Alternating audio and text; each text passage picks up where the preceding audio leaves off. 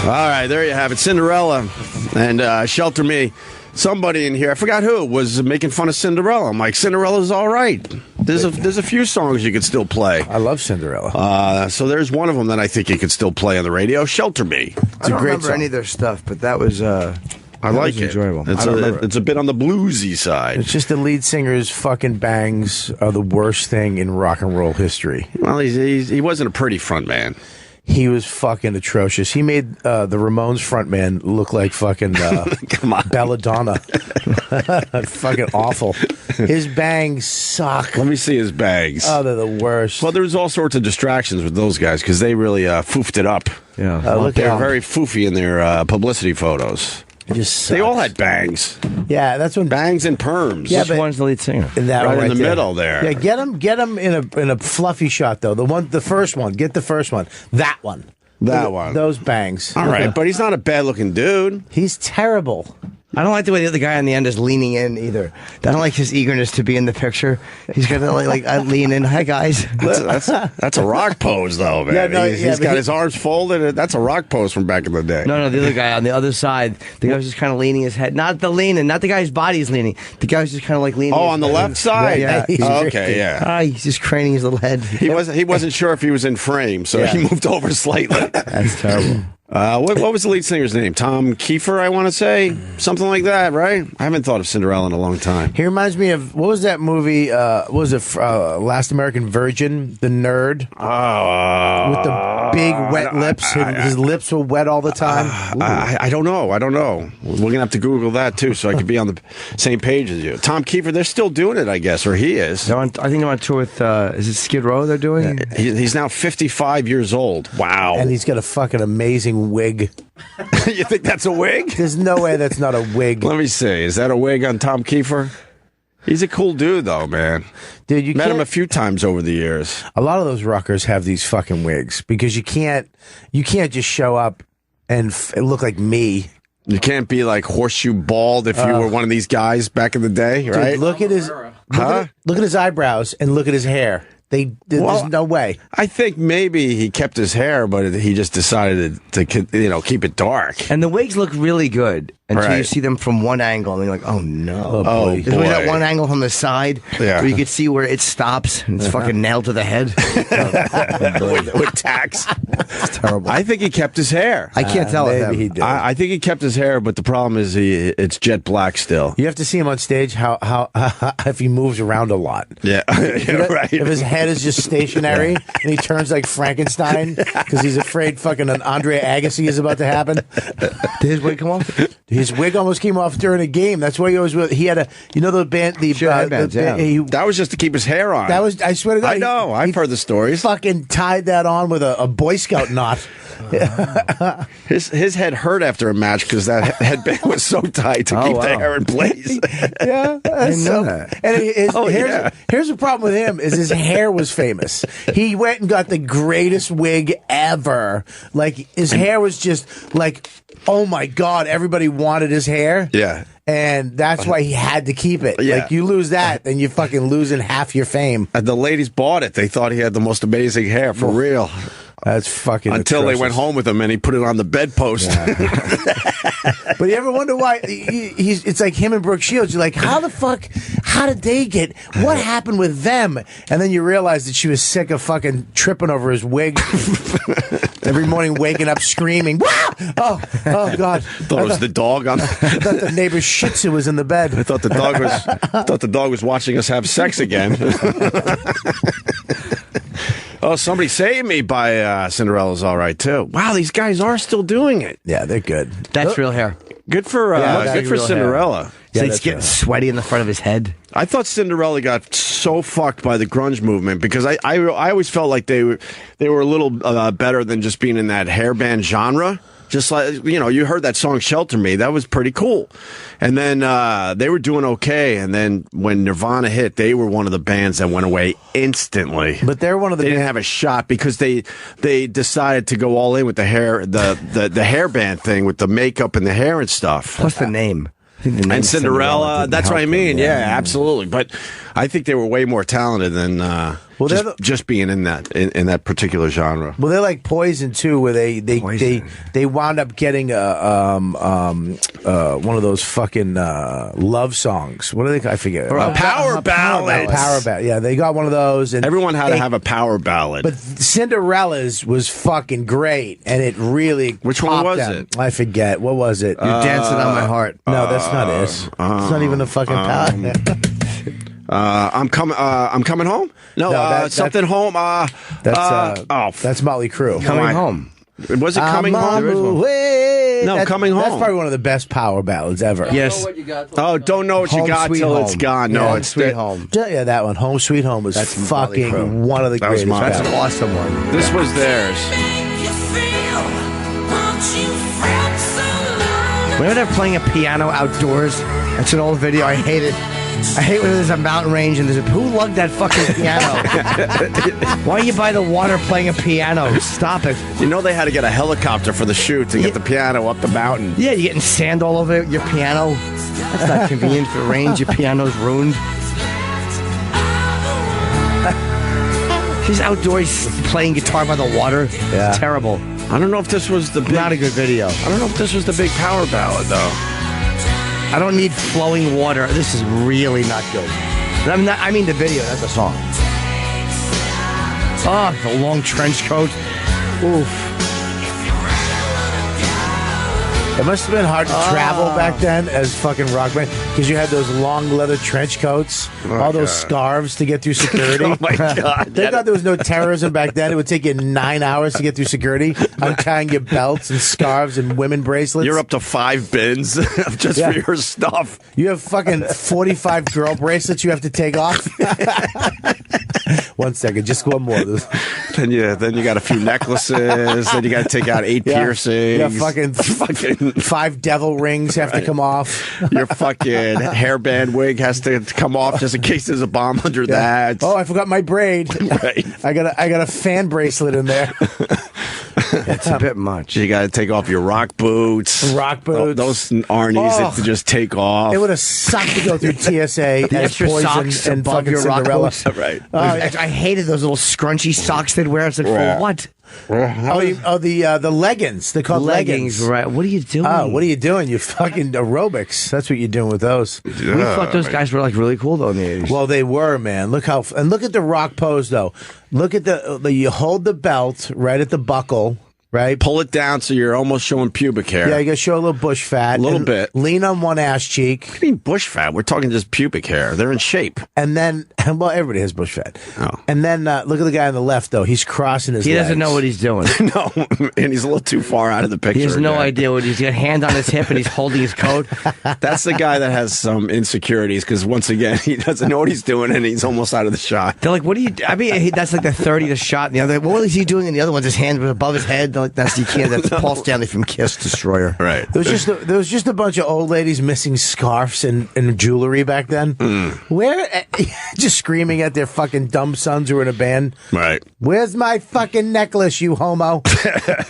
People need us to say nobody's fool so they can move on with their lives. That was the power ballad. That was it. Yes, it was. Nobody's fool. Don't know what 40 million views. I don't even remember that song. No, these guys great. were fucking massive for a while. Yeah, they were great. And like I said, Nirvana came around and a couple bands were able to hang on and have careers after that for a while, but not Cinderella. They went away immediately. Motley Crue was one of the few that were able to hang on. Yeah, Crue did it. And I name another band, I don't even know, that actually hung on and still got a lot of radio airplay and still packed them in at their shows. It's hard. That's a very short list. I mean, Whitesnake went away. How did Rat do? Rat went away. Well, Rat was... Warrant was gone. Yep. Poison. Yeah. Beavis and Butthead ruined Warrant by wearing... The dorky kid was always wearing the Warrant shirt. Wasn't it Warrant? No. Yeah, Winger. Sorry, wait, no, it was Winger. Winger. Winger. You're right. Yeah. Winger was another band that went away. Winger. All right, let me hear a little of this.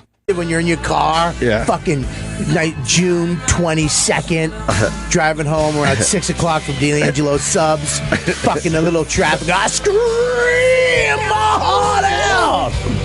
I think I'm going to be listening Use your fucking to Cinderella today after the show. use your tassel from graduation as a symbol. Remember Fucking that? nobody's fools about. Grab it, hold it. Well, Fucking- whose tassel did you borrow? Oh, That was ouch. pretty funny. Ouch. Let's turn the music Hey, off. when you got a point, boy. you got to. Well, there goes that. There goes that. Why'd you have to raise that? You know, you take your law diploma. What? Jimmy just made it real. Oh, boy. High school. I graduated high school. Oh, high school. I'm thinking Yeah. college. All right. No. Oh, buddies. I don't have the high school one either. You don't have a high school? Oh, No, man. I don't. So Bob Kelly's in studio today. What did you just hand him? Rolling? Deadpool. Oh, I love wanna it. see that. Deadpool. You want to see it? You want to borrow this? No, it's on demand. You never saw Deadpool? I haven't seen it, but I heard it's great. Great. It's fucking. It's one of the best. great. It's one of the best fucking movies.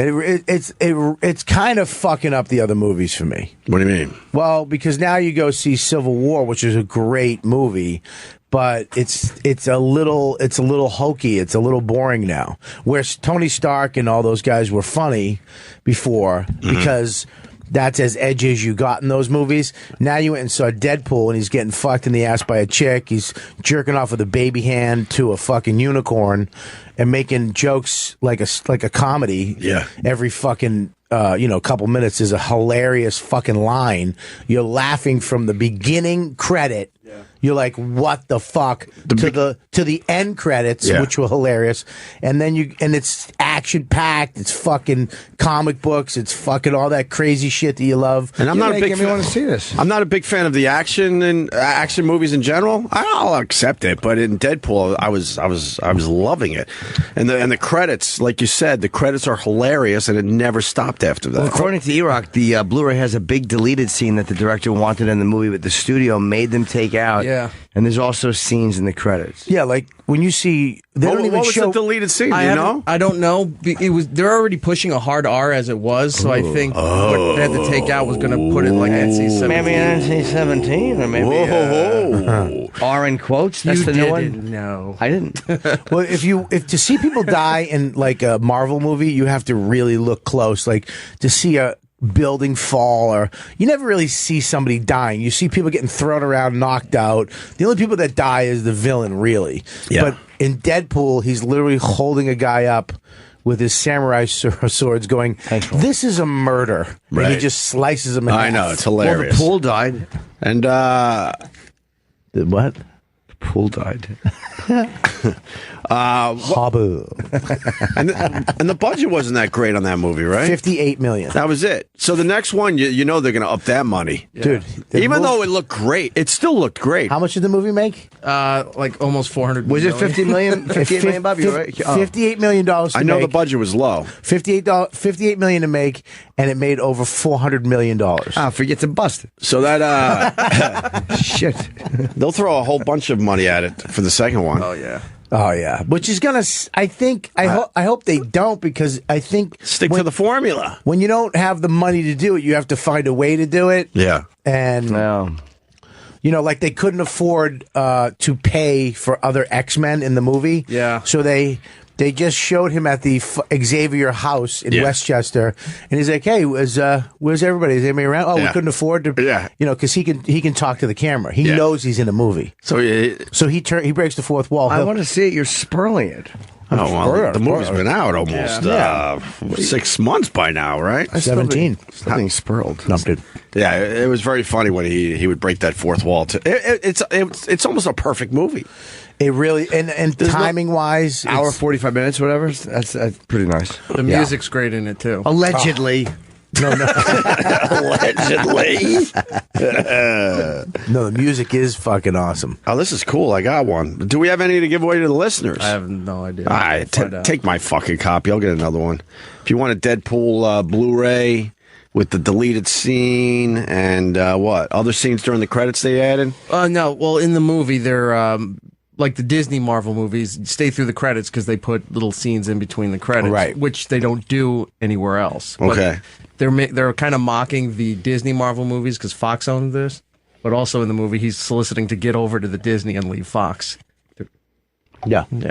Okay. Well, you can have my copy. A random caller, just give it away. You can have mine when I'm done with it. I'm going to watch it and I'll bring it back and watch it. Like The Village. Did I give that away? You threw it in disgust, and I took it out of the garbage. I said, I want to see this, and you said no, and then you proceeded to slam it against the console, saying how bad the movie was. I don't remember doing that. The Village? The Village. Well, is that the one He with? bought it at the airport. Oh, did I buy it? I hated it. Yeah. Is that the one about the 16th century? Yes. And it turns out they were just living near the side of a highway of a real town. Yeah, it wasn't good. Spoiler. Oh, geez, wow, you did spoil it. Oh, good news. I got your copy, too. So I'll give away 2 copies of the great. Deadpool Blu-ray Okay. to 2 random callers right now. Thanks, Roland. Well, I'll give you my copy, E-Rock. Thank you, And you can Bobby. have it back. Woo-hoo. I can't Don't wait you want to watch see the deleted scene, though? I wanted to do a random act of kindness. Well, you just did. I can't wait to watch my copy of the movie. And then how he hates it tomorrow. I'm sure I'll like it. He won't. He'll like it. Okay, He'll like it because Ryan's getting plowed in the butt with a strap on. Any superhero movie that does that won me over. Yeah. Oh my. You're Run in. me over too. Sure. And you see his rounded shoulders. Oh, he's topless when he's doing it. And you see when she put, not that she did, but you can see he really did research on getting fucked in the ass because as Why soon did as he she shit on it? as soon as she put the head in, his fucking shoulders quivered. That, you know, when a girl puts too many knuckles in, you're like, oh god, whoa. Yeah. That's it. I can tell. You got to take a moment for yourself. Yeah, that's like getting tickled. You're like, oh good god. Wait, whoa. Wow, look at that. Look at that screenshot. I know it's radio, but I know she is. Can I say something about her too? Damn. She's actually, She's the love interest in the movie. but she's in Gotham, the show Gotham. She's in Gotham. She was in the V miniseries, Firefly. Jim, she's the wife of Brody in Homeland. Yes, Oh, I like her. but she Wow, was she's sexy. she was really good in this too. But girls like him, man. Look, he's in good shape. You think? Girls, guys. You think his back? Girls like him? Oh, look, Ryan Reynolds? Look. Yes. Yes, Oh, they show do. that. Show that. Bob, did you like his nude fight scene? Oh God, his fucking hog just flips around like it's its own superhero. Even the ugly version of him in the movie was good looking. He had such a great fucking hog hang. It was perfect, right? It wasn't too it was just a perfect. It wasn't too big where you were like fuck him. It was just a perfect Ryan Reynolds hog hang. He's a good guy too. You were Great here guy. that day. Goddamn right I was. Yeah, Bob embarrassed us. He flirted openly. Yeah, you were all about it. Here you Wow. go, Jim. What are you gonna do? I think That's awesome. Look at her ass. Look how good her ass looks in that outfit. I think you kind of asked to blow him. No. You were close. I said, what was the exact quote? I said, I don't wanna- you're my guy. You're my pass. Right. If I ever have to bang a dude, Right. have to. Have to. right. If you ever get if you can ever afford If you to. ever get the chance. Desire to. If I run into you in Westchester on a bike path, oh, you fucking poor knees broken. I gotta drag you back to my new shed, fucking hobble you again. Yeah. Just Would you drag him back to your new shed? what do you want me to do? Write you into Deadpool? No, I'm just gonna suck your dick for fucking 9 months. Would you chain him up? Yes, of course I would. Okay. You make him write you a script that you're in it where you two star and you're the love interest. No, I don't want to. No, I wouldn't. You don't have to write anything. Just lie down. Lie Relax. down. Yeah, Wow. I said, Whose boobies are that? That's the same broad? yeah, wow. No kidding. Different project. What is that? Well, obviously a different project. She's kind of cute, but those are little tiny titties, right? Yeah, she's fucking Look at the very ones sexy. over to the What's left. wrong with What are that? those? Where? What's wrong Down, with having down, tiny down, right titties? there. What are though? those? That's fake. It's a Photoshop. Oh, Yeah, she's all right. no, She I has like nice B cup breasts. Those I are guess. nice. She got a nice B cup, and she's got a big dumper too. She's very pretty. Does she? Yeah, look at it right there. It's a big one. That's a really nice rump. Nice rump. Wow, look nice at that. tiny. I'd like her to cut the cheese on me. What would that do? What do you like the smell? No, I don't like farts. Oh. I've had it done, but All right. Deadpool is now out. She's Very great in cool. it though. I thought she was going to be a little Everyone corny. was great. T.J. Miller was awesome. He was He was really great, good yeah. too. How's your TV show going, Bob? You done filming? It's we wrapped last week. It's this year is fucking great. It's really good. It's totally different than last year. It's serialized, so it's every episode kind of goes into the next episode, and there's a lot of fucking crazy shit going on, and I don't know how they pulled it off. I don't know how they.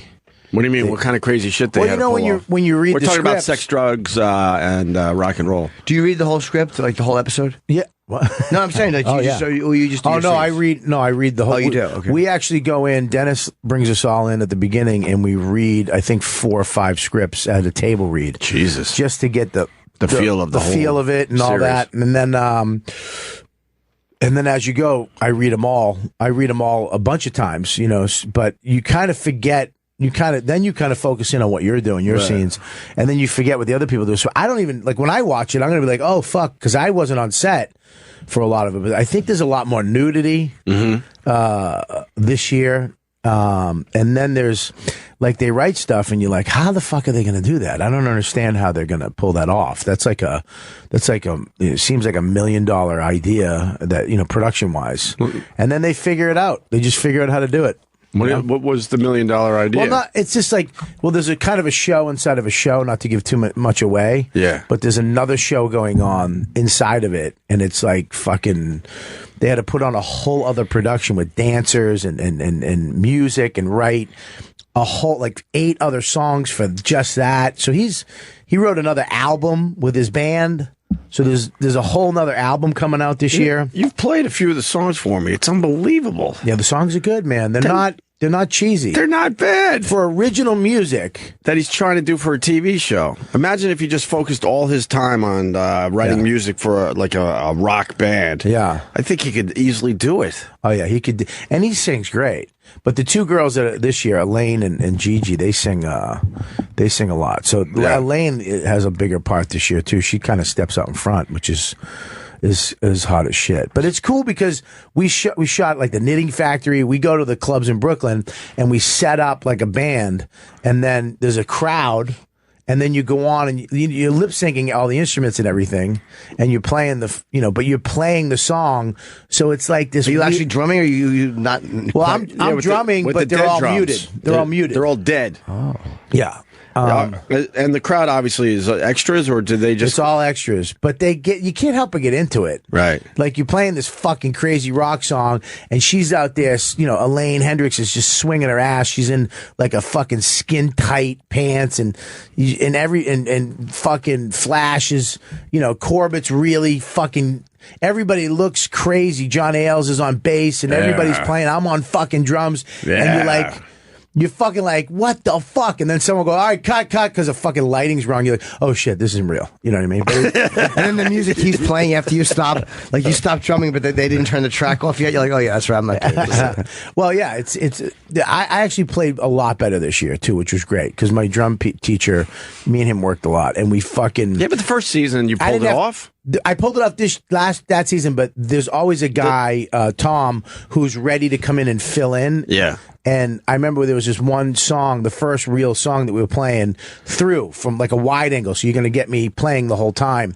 And they were like, yeah, we don't need you. We got it. So I actually nailed the song. Oh, great. And he was like, oh, fuck, I'm out of a job. I talked to you about this, but, acting, and then you have to figure out how to play the drums on top of that. I don't know how you pulled this off. Your brain must have been all over the fucking place. I'm not going to lie to you. It's awful stress. Because they gave me a song like on Friday. Yeah. And because I learned how to play a little better this year, they just assumed I'd pick it up. Yeah. And I have to learn like 2 scenes and then a fucking song, an instrument. Yeah, the acting alone would be enough. And then on top of it, you got to learn songs, and you didn't come up a drummer. You just picked up drumming only a couple of years ago. Yeah. So it is a lot of stress. It's like, fuck me. Can you read the music at all, or you just hear it and go, oh, okay, I know what that is? I just hear it. I tried to do that music shit, and I still look at it a little bit, but I can't do any of that. I can't do any of that shit. It's too for what I have to do. It's who gave me great advice? Questlove. Well, he was in front of the cellar one night before we started filming last year, the first season, and I was panicking, of course, because I'm like, I'm fucking. And he was like, yeah, don't learn to play the drums, just learn how to play that song. Just go learn to play the song they give you, which was a lot easier. That makes sense. And then all of a sudden, through that, you learn how to do shit. Right. And you're like, oh, that's in that song. That's in that song. And then you hear drummers and you're like, oh, that guy's just fucking stinks. You know what I mean? But then you hear like Led Zeppelin, you're like, that can't be done. Right. Like you can't move your hands that fast. There's no way. That's just two toms and a fucking snare drum and a kick. You're like, fuck him. He's just Sounds so stressful. It was really. So, Sex and Drugs and Rock and Roll. When does it premiere? June 30th. June 30th. We're almost there. Right? Is that it? June 30th on FX. And you're done filming and ready to just go out and promote it now. Yeah, we're going to, I think it's ATX in Austin. Right. Which is a television festival they have in Austin. Yeah, and they're doing a Rescue Me reunion too. So I think the cast of Rescue Me and all those people are going to be there, and then we're going to actually. What's the Rescue Me reunion about? Just FX is doing a reunion. So they do like these television festivals. But it's not going to be on TV. No. It's just for this festival. Yeah. Okay. When you promote the TV show, it's a fucking blast because they fly you in, and you do these festivals. And our show, we get to do rock. Like we did. What's that big one in Houston? Tennessee, Nashville. The big festival. I don't know. What the fuck is Nashville that festival? big rock festival? And I don't know. it's Coachella, and what's the other one?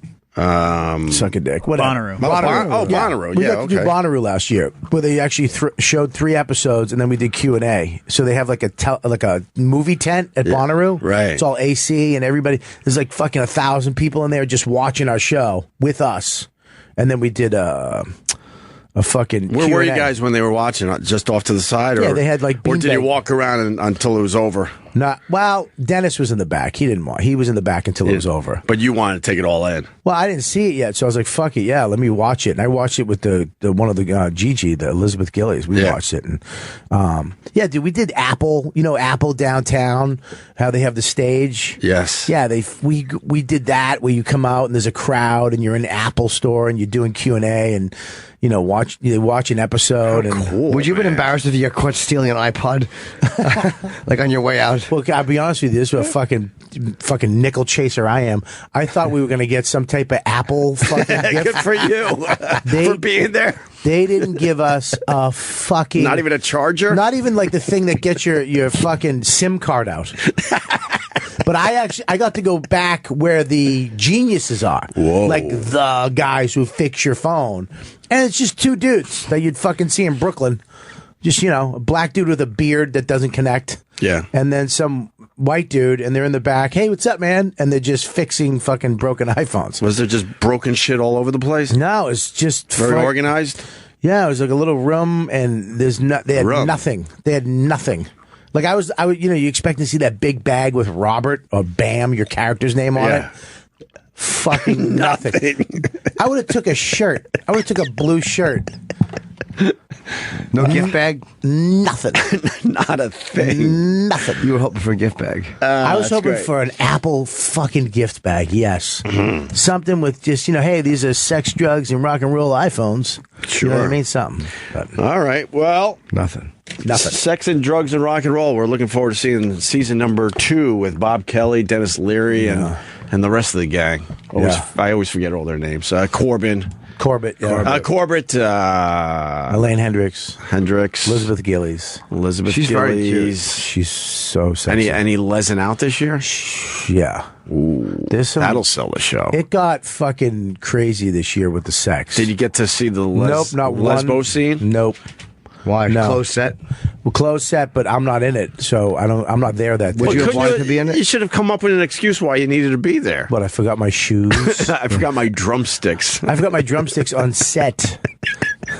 Okay, Liz, pause. Cut right underneath your left cheek. Can you just give me that fucking Vader drumstick? Yeah, no, I didn't see any of it. I didn't see fucking any of it, but there was a lot of it. I remember one day I was going to bring Max in, and they were like, "Nah, there's a blowjob scene going on." Oh, and they were like, "It wouldn't be a good day." I was like, "All right, whatever." Wouldn't you? I mean, if you were the director and you were doing a lesbian scene, wouldn't you make sure you were there all day long, even though you got it? Wouldn't you just keep filming over and over and over again? I don't know how they really do. Like, if you're seeing a smoking hot chick, like in a TV show, they wear pasties. Yeah. But still, I don't need the nipple to fucking. I can add the nipple in my brain. You think they touched each other's heinies? Huh? Think they touched each other's heinies? Hi. Like while they were kissing, caressing each other's backsides. I would imagine they have to make it real. Like they have to make out, and you have to. And I don't buy that because I've talked to enough people on the show about sex scenes. I'm like, no, we were just acting. I'm like, get the fuck out of here. Somewhere in your brain, you're getting turned on by this. There's no fucking way you're not. Yeah. When you have a makeout scene or you're both naked in a bed. And they go, no, man, we're professionals and we're just, we're just actors. I had to do a scene in Bronx Warrants. It was a pilot like 3 years ago, right before Sex Drugs for FX. It was a cop show, and I played an undercover cop. Yeah. And I had to do a scene with my wife, who was smoking hot, really sexy. And we had to do a fuck scene. And I had to wear those nylon things that keep your dick down, but it looks like you're not wearing anything. Right. And that's all I had on was that. That was your it. dick has got poked down, like as far as like you're tucking it back behind your. Yeah, but my chubby dick is all. You know what you have to do to get my chubby dick to come out of its hole? Wait. You literally have to stick a finger as far up my ass as you can. Wait, you got to explain this further. Just sucking my friend's cock in front of me. You weren't walking around nude, but this thing. She was on top of me. And they don't want your dick being in play for real? We had to fuck. So Right. if the case the blankets come off, they don't want to. They want it to look like skin. So I see what you're saying. It has to look like I have no pants on. Right. So I basically come home and we're gonna fuck real quick while I'm on break. So I had to pull my pants, and she gets on top and she's riding me. Was she topless? No, she had just a t-shirt on, which is even sexier to me. And she's really beautiful. Touch her hiney?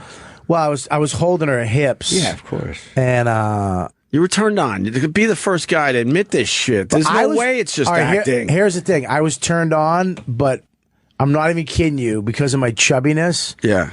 I was embarrassed at my dick size.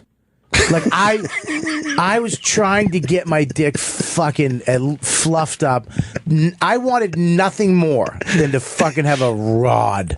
Rager? Buddy, I wanted nothing more than to have just a fucking nice 5.5 incher. Just a thumping rod, like she's fucking at a flea market riding a salami. Yeah. It just didn't happen. Like I couldn't get my dick to fill up at all. Where were you trying to fill it up? It was actually. Were you trying to fill it up just using your mind, or in the back you were fluffing it a little bit? I was trying to everything I could. Taking a Viagra. Yeah, well, I don't want to show up on set with my fucking heart on. And now you're beat red for the fucking scene. Yeah, I'm sitting there. I'm like, she thinks I have no dick. Right. Like it's literally, it was inside me. Yeah. Like she was mushing it in my little pud. Yeah. Inside my fucking. Wait, dick. so there was genital contact during the scene? No, she had underwear on. But No, I understand. Yeah. She was on top of me. But when you say your dick is held down, you don't mean your dick is pointed down towards your ass. You mean there's just something on top of it. Okay, I understand. I'm saying my dick was inside of my No, but my dick with cavity. those outfits, those outfits don't. It's not like you're tucking your dick. No. That would hurt. No. Your dick Okay. is. It's just so you look naked if the covers are moved. Like they have a sock. They have these little Cock sock, they call it. Yeah, they have these they're nylons basically. It's just a pair of nylons. I think they cut up and you put them on, and it just keeps your junk intact. And if a sheet does come off, it doesn't look like you have pants on. It looks like you're actually fucking. So you were fooling around with your dick in between scenes, doing when no one was looking. You were trying to just get it going. I wanted nothing more than her to get on top of me and go, ooh, ooh.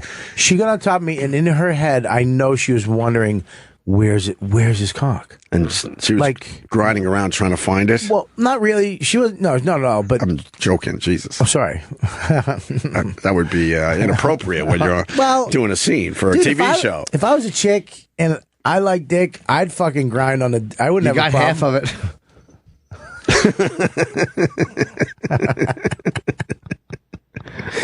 You know what I mean? I don't know. I wanted nothing more than to have my. But you were turned on a little bit. It was it's sexy. It has to be. Brando said that when he was doing Last Tango in Paris, he's like complaining, he's like, my dick's like a peanut.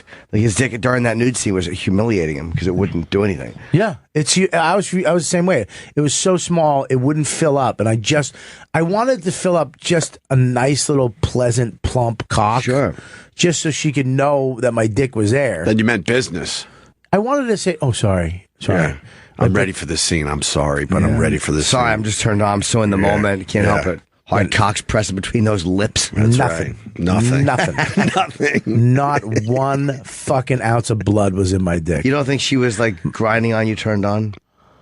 There was nothing to turn her on. Oh no! Unless pubes rubbing against her vagina was. Your dick wasn't buzzing. Now you guys are put in this. You're put in this situation. Did you feel, even though it's acting, somewhere in your head, like, wait, I think she might like me a little bit here? Not one. Not one. not. And I wanted that because she was really. Not that you would do anything or any of that crap, but I'm just saying, as a man, you're in this situation. You're thinking, oh, I know we're acting, but I could see in her eyes she's a little turned on right now. Yeah, I would have. You would have loved that, but it didn't happen. I would have held on to that till this day. I would have still been jerking off to that. I would have still been. But there was no doubt in your mind she was just acting. No, because they would yell cut, and she would look like, all right, can I get a water? You know what I mean? Like it was she was. What would really happen if she got off you? Would you have been mad if there was a little wet spot where her pussy was on your stomach? Would that have turned you off? I don't know. Are you crazy? Like if she's like, I'm sorry, I just get really into the scene. I was worried about jizzing through those nylons, just fucking shooting through them like a bubble machine. It just bubbles up a little bit, a little foam. Yeah, it was. Yeah, I was worried about a little but nothing came out. Nothing. All right, you're professional. Your dick's a professional. Yeah, I just don't buy when the actors. I think my dick's retired. No, your dick's a professional. I don't buy when the actors and actresses come in here and go, no, it's our job and it's just all professional. And I get all that, but as a human being, somewhere in your head, you're getting turned on. Sometimes the nerves probably override it, though. Like if you're nervous or everyone's watching you, it's like, ugh.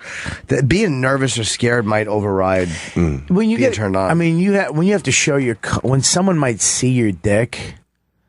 It's a little embarrassing. If you have a great hog, like if you're Sherrod and you just have a fucking, whip out anytime dick. Right. Well, you can just take your dick out literally in the middle of a fight and your dick looks great. How about in the middle of a blizzard? Yeah, fuck a blizzard. Middle of a blizzard. Literally the plane's crashing. You could take your hog out. And it's still impressive. Literally not even touch. Good presentation. Pull your pants down as the plane's crashing. Your hog is fucking still beautiful. Damn. Good for Sherrod. Yeah, it's a little nerve wracking though. I did a Law and Order episode, and I had a lie next to this hot black chick. She was my wife, and I had boxer shorts on, and I didn't have tighty whities on under, which is what you should do. So you keep your junk intact because the boxer short has that pee hole slice. Sure, something can pop out. And I was filling up. Like they had us holding each other, so I was behind her with my fucking rod in her butt, and I've never held somebody that firm. Like I remember putting my hand around her waist and like I was like, oh God, and she smelled like fucking French toast. Right? Like oh God, Questlove smells like French toast too. Just cologne, right? Certain oil. No, it's oils. Oh. Were you convinced she might be turned on a little bit? Dude, I had to stop because I had to jump out of bed. They were going to yell action, give a 3-beat, and then jump out of bed, grab a gun. And I was going to jump out of bed and my fucking dick was going to shoot out of that fucking pee hole. I was going to have two guns pointing at the burglar. Right. And at the last minute, I was like, excuse me, we're married. He's like, yeah. I go, I'm not going to be holding her. I'm going to be over there. She's going to be over there. And he's like, oh, yeah, that's right. Yeah, do that. You face that way. She'll face this way. And I was like, oh, thank God. Oh, my God. I would love my penis to pop out and said, sorry, guys, it's just so turgid. Can't help itself. Yeah, fuck being professional. Nah, I don't have a fucking film dick. No, I don't want my. I don't have that. I don't. I understand. I've seen your pecker. Your pecker is like nice film dick. You have a good film cock. My dick is not a film dick. My dick is like you have to do certain CGI. Dick was in a movie, Philadelphia. Yeah, my dick's like Al Pacino. You have to get the shoes. You need a lift. I need lifts on my dick. But you're filling up. I got the age joke. That's where I wasn't going. Sorry, I fucking steamrolled over it. Yeah, but it wasn't because I got that fucking the Al Pacino foot joke. I'll take the lips joke. That was better. Thanks. Well, because we were at the show together. We saw that together. Yeah, we sure did. Yeah, your dick's small, but I'll make it a little taller for you. Put this wig on it so it looks like you got a lot of crazy pubes. You remember we were at the movie and me and Norton watches. De Niro's there, Pacino was there, and then they show the end of the movie and it's the premiere and they fucking pan down Pacino's foot to his whole body. He's dead at the end of the movie. And they show his feet, and they forgot to cut out the lifts. So you just saw these Frankenstein boots that he's wearing, and me and Norton just go, "What the fuck?" It was so bad, dude. It was so bad. You heard people go, "What?" They didn't catch that. Continued success. That was the last line. It was so righteous kill. And we're in the bathroom, and Bobby's talking about something. He's like, "Oh, it was terrible," and it was terrible. But the director was in the bathroom. I know. So he should know. It was an awful movie. It was. He probably knew by then. Oh, it was bad. Fucking. I think those guys just know by before the premiere that it's not going to do well. Oh, I got to see the lifts again. Oh, the lifts were fucking ridiculous. I remember talking about this back in the day. Yeah, you got to pan to the last scene. Yeah. Continued success. Turk and Rooster. Turk and Rooster. Yes. Was that the names? Yes. Rooster and Turk. Oh, man. Wasn't that it, right? Hey, Turk. Rooster. Hey, Rooster. Righteous kill. Boo. Turk and Rooster. I don't know. No, that's... No, this is an animation. Yeah, that's the... No, that's a commercial, dude. Turk and Rooster show. Is this... And you did it. We've already done this bit. Oh, you have? Oh, yeah, we Coke did. Logic animated it. Yeah, Oh, this goes back 6 years. The greatest Coke. It's the Turk and Rooster Show. Turk and Rooster. Hey, we're back with the Turk and Rooster Show. Turk and Rooster in the morning. We're a morning zoo. Hey, stick around for spousal arousal. We'll be doing that today.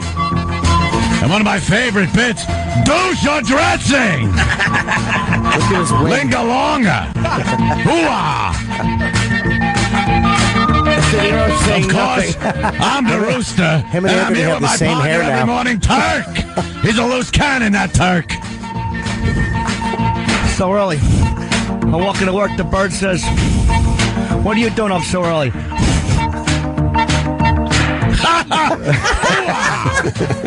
He's crazy. Turk and Rooster with you in the morning. Say good morning, Turk. Good morning, Turk. 2 for Tuesday. 2 for Tuesday. We're gonna play a Led Zeppelin song, but then the 2 for and the 1. One band, 2 songs. That's a twofer. Turk and Rooster on your radio. That's fucking Coke great. Logic. We'll tweet that out. That's really good. God, he's funny. That's funny. Thanks. Shut up, Chip. Fucking not talking. I'm talking to Jim, not you. All right. We Sharon went back on our show yesterday to talk about Ozzy. I didn't hear this. Do we have the clip for everybody?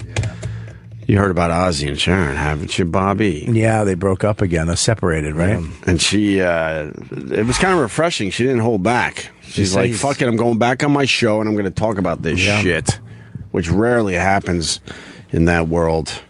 Let's see how this went down.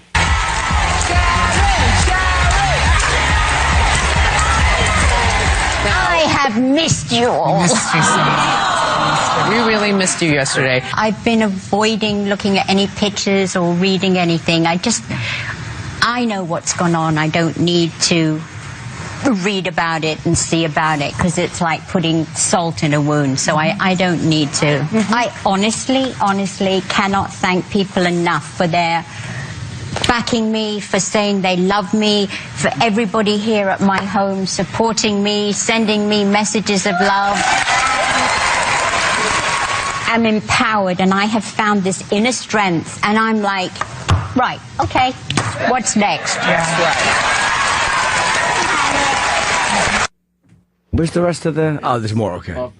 It's buffering. I want to. Yes, Bobby. I want to have the relationship with us like a girl show, like a woman's talk show. What do you mean? We should have that type of relationship where I can come on and yeah, I can give myself a pep talk, and you guys we all hold hands, and you guys are like, yeah. And I can be like, I'm gonna, As opposed to the talk we had before, and you're like, yeah, my dick wasn't working, and we're all going, kill yourself. Yeah. You might want to soften the material first, and then maybe we can go down that road. We'll get an audience, and they could just clap at everything. Yeah, it must be nice. What's happening? How great would that be? Could we do? No matter how shitty the show is, they clap through the whole thing for you. How great would those fans be? That would be amazing. I used to hate those fans. Now I Crave them, right? I crave them.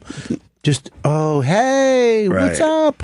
When I was growing up, we'd come in and then go to a lot of these TV tapings, and you get caught up in it, and you just start, feeling the energy, and you clap when they tell you to clap, even though you know what's going on sucks, and then it always looks good on TV.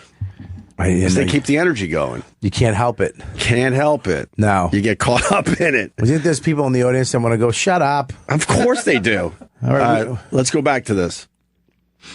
One thing that was being reported was that you kicked Ozzy out of the house. Is that made up? No, it's true.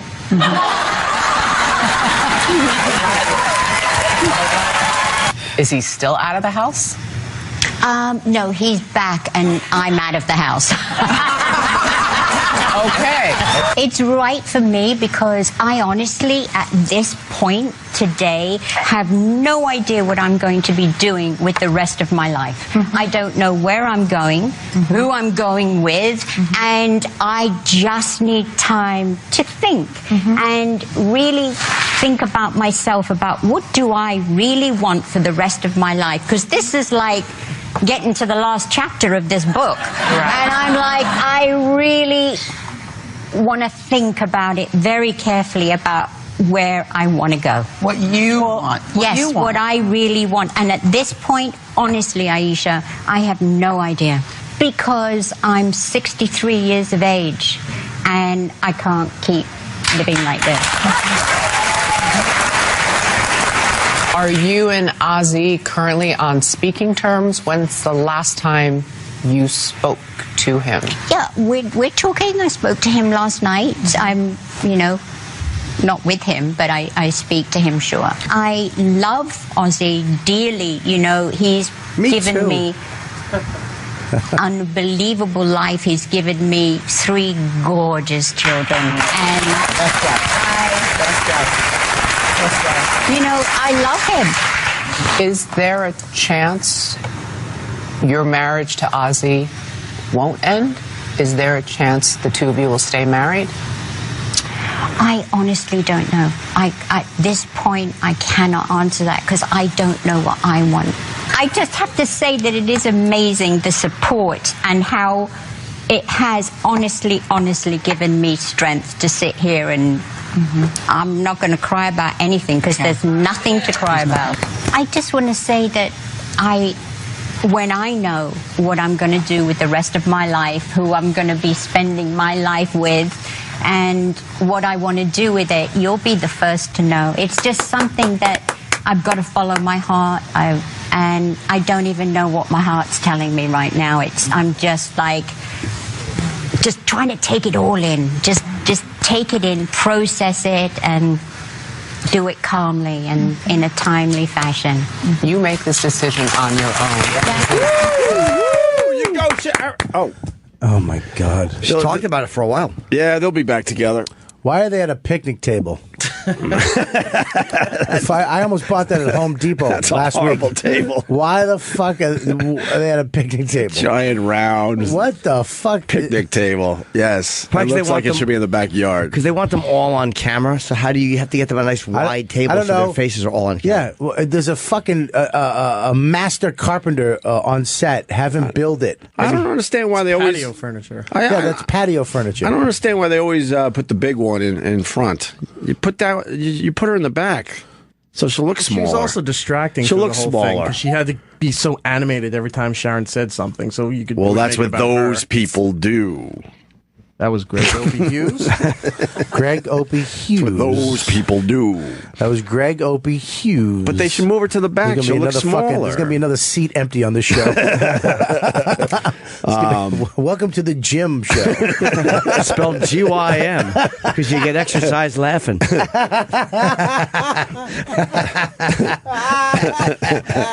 fucking hated that so much. I loved it.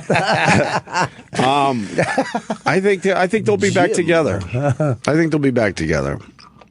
She's gonna need a little time, but if they're talking and then I wonder if is he still seeing the woman, or does she find something that happened in the past? I don't know, but I mean, fucking the shit out of her right now. But as soon as she said, you know, are you going to leave Ozzy or the marriage is the marriage over? And she said, I don't really know. That means she's going to work it out. Either that, or she's maybe she work hasn't talked to with the kids. They may have said, "Are you working out?" Maybe she's told them, "I don't know," so she didn't want to give the answer to. True. I think they work it out. I think they figure this shit out. If you get caught banging your hairstylist, and then your wife moves out, you're gonna fuck that chick as much as you can.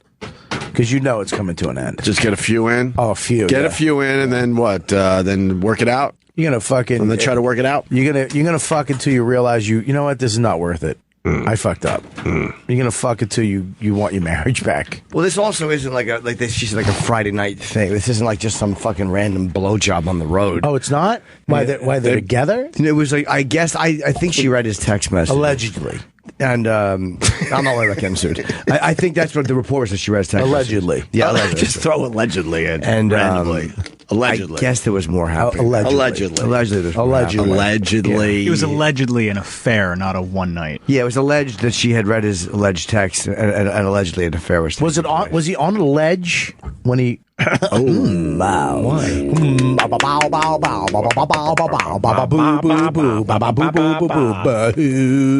With that, we say good morning to Robert Kelly. We're going to take a break and eat. Yeah. Oh, shit. Nice. We're going to take a break and eat. Guys are fucking edgy. End on a nice hot bomb. That's right. Tonight, Empire Casino in Yonkers. I'm doing Empire tonight, and I'm also doing Levity Live at 7:30. There's a benefit show that I'm doing. What's it for? It's for this Paul Verzi's sister's brother who passed away last year. So it's actually good. Giannis is going to be there, I believe. Jim Florentine's going to be there. Levity Live, nice. Benefit. Then I'm literally flying over to Yonkers Raceway, to do a gig over there with Luis J. Gomez and some other. So I think Adrian Appalucci. And then tomorrow I fly to Florida to go to West Palm Beach at the Improv Friday through Sunday. Haven't been there in fucking 5 years. Like the last time I was there was a different club. It was a small club. Apparently this is a... Have you been to the West Palm Beach? The Improv is a big one. Very nice. That's a huge one there. That's what you're talking about. Yeah, it's like 600 seats. Yeah, that should be a nice fucking self-esteem smash. Fucking 549 people that got free tickets. I think the last time I did that... 9 bachelorette parties, 2 bachelor parties, and a fucking bar mitzvah in the front row Saturday night screaming, "Who's the fat guy?" I did that. Probably have a photo that doesn't look like me out front. 8 years ago, skinny Bobby. Then I get on stage. They're like, "Well, have you sent the new photos yet?" Yeah, Lena. I look at hot chicks talking in the crowd. They're going, "Why is this fat guy on so long? When are they bringing out Robert Kelly?" We're here to see the handsome one. Oh Jesus! I'm sorry. I just fucking went off on a tangent and cut you off on your show. That's right. You're a guest. You're allowed to. Allegedly Is right. And Jimmy's got some things. Yes, he does. What you got? What you got, motherfucker? I'll do it. Los Angeles. Let me do L.A., motherfucker. Oh, sorry, go ahead. Los Angeles and Vegas at the end of the month, and then West Hampton Casino, or not casino, West Hampton, Long Island, June 11th. All right. Dude, why don't we do a tour? What? Hey. What do you rock? You should check this out. Check what out? What am I checking out? FX made phone emojis, and Bob Kelly's one of them. Yeah. So we put the link up on the Opie and Jimmy Twitter. So if you download the FX package, go to Sex, Drugs, and Rock and Roll. Yeah. You can tweet out Bobby. Bam Bams. Wow, that's you in emoji form. Yeah, that's pretty cool. That is pretty cool. Fox spares no expense. They gave me a bum chin, which I'm happy. They kept the bum chin. Very proud of my bum chin. But your head's a little oval in that. It's a bit of a point. Oh, I mean, it's not, it's an emoji. It's not, it's not a fucking Rembrandt. I mean, it's pretty much, They're pretty tiny, Yeah, after all. I think you get the point. Yeah, I think Yes, you it's do. a big fat Game of Thrones head on your phone. We got it. Just checking out the headlines on the news. Where's Bobby? Bobby went to the bathroom. He'll be right back. I love it loud. This is a great video. Yeah, Gene Simmons apologizing after calling Prince's death pathetic. Why is he apologizing? I think maybe it came out in a way he didn't mean. I don't know. Like maybe sometimes you say something like, "Oh yeah, that's perceived as." Maybe he wasn't trying this. Maybe he was saying the idea of dying that way, is pathetic. Like to waste your life. It could have been prevented. I mean, when we all learned about Prince's death at first, we're thinking, oh, my God, he's too young. Yeah. Too young to be dead. And you're thinking he had the flu or something like that. And it turns out, man, he looks like he was really into Percocet. Yeah. And possibly other things. HIV is what I heard. HIV, and then is that not true? I don't know. We're still waiting for the toxicology reports, but they're leaning toward drugs. The DEA was at his residence yesterday, trying to find some shit. So, and then Gene Simmons said, yeah, it was pathetic. Gene Simmons has apologized for saying that Prince's death was a choice due to his alleged addiction to painkillers. In a note on Twitter, the Outspoken Kiss member wrote, I just got such shit from my family for my big mouth again. I apologize. I have a long history of getting very angry at what drugs do to the family's friends of the addicts. Yes, he's pretty very consistent. Yes, I get angry at drug users because of my experience being around them coming up in the rock scene. He's pretty much had it with drugs and alcohol, and he's seen it more than the average person being in that rock world. Well, he probably saw Peter and Ace with the guys partying. I don't think Paul partied that much. Right. So it's probably them and the frustrations of dealing with their shit. Yeah, and he's a sober guy. Like he just doesn't do it at all. He's never done it. Right. He's like, what the fuck? You're wrecking the business. But then Ace and Peter had to deal with his shit. Yeah. So. I mean, he's a narcissist, and I'm sure he's arrogant and hard, but he's not. At least he's under no influence of. He's there, present. Sure. Simmons made his initial comments during an interview with Newsweek. While he praised Prince as hands and feet above the rest of them, he added, but how pathetic that he killed himself. Don't kid yourself. That's what he did. Slowly, I'll grant you, but that's what drugs and alcohol is, a slow death. I don't have a problem with what he said. That might even help people out there. Yeah. In his apology, Simmons explained that the culture he grew up in cast off addicts as losers, and he admitted it was difficult for him to change with the times. Needless to say, he continued, I didn't express myself properly here. I don't shy away from controversy, and angry critics really don't bother me at all. If I think I'm right, I'll throw up a finger and dig my heels in and laugh, but this time I was not, so my apologies. Interesting. Yeah. Simmons then added a quick postscript in which he cast some blame on media outlets for, quote, mining things I've said in the past and applying it to new situations. While he admitted this didn't make his previous statements any more tactful, he closed with the warning, be wary of clickbait. The uglier they can make it seem, the more views they will get. Yeah, he's right. He's just got no tolerance for that. He's had it. Yeah, he's had it, and he thinks it's a waste. Right. And his kids are sober, right? They don't really party. I don't know. I'm honestly not sure. I believe that's the case. And it's turning out there's a convict in jail that's like, get me the DNA test. I am Prince's son.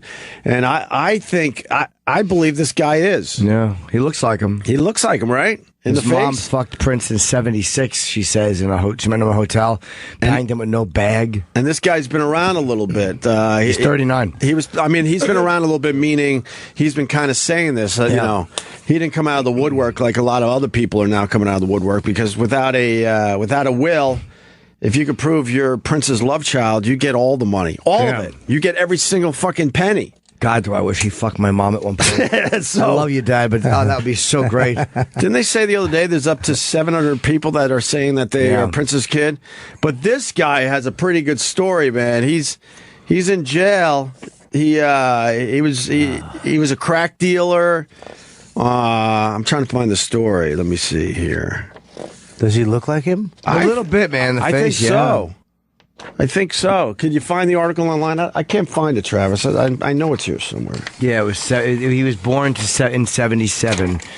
This before Prince was famous. Right. So I guess he was just touring, doing a gig, and he met this Be lady. like your fourth one in there. It's close to the top. Didn't Prince become famous when he was like 18? Yeah, something like that. 18 or 17, I think. He wrote his first album when he was 15. Yeah. Wait a minute, what?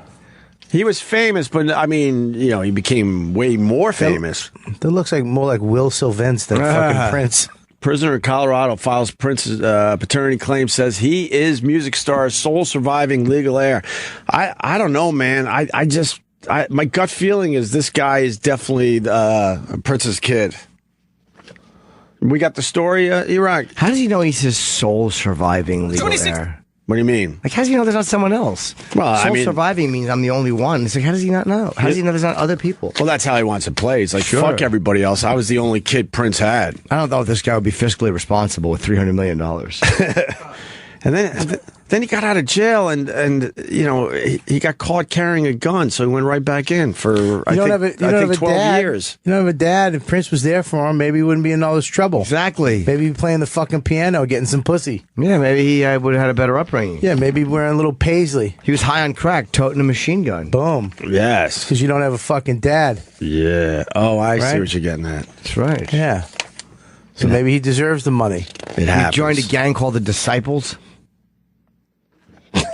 He did.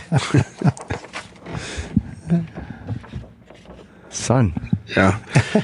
The Prince. Did you do a fucking Uncle Paul with Mr. Rather yesterday when he went children's and you went probably. Oh, you mean with Tom Brokaw? Tom Brokaw, yeah. Probably. Brokaw. There's no Brokaw. I don't fucking Tom Brokaw. He always squeezes it it's in not there. that funny. Yeah. It is. I fucked up his last name. Who gives a shit? Because Tom Brokaw. Yeah, who gives a fuck? It's not fucking Abraham Lincoln dung. I just fucking... All right, that one sucked, too. What are you gonna do? Should have just let you have it, and I fucking got greedy, and I tried to fucking get you back, and I fucking lost. I think I just threw in a hat. He's right in the middle. He's always squeezing them in. Yeah, man. But He that one was squeezes 'em just... He's talking about like the surviving... And then I was laughing he said children at first. so hard, and all of a sudden, I was like, what the fuck? Yeah, it's just a quick one. He went, children. And I was like... Are you fucking kidding me? It was, but I don't know how you're that quick to fucking hear the word children, and in between and interviewing this fucking legend, how your brain goes, you can't help it.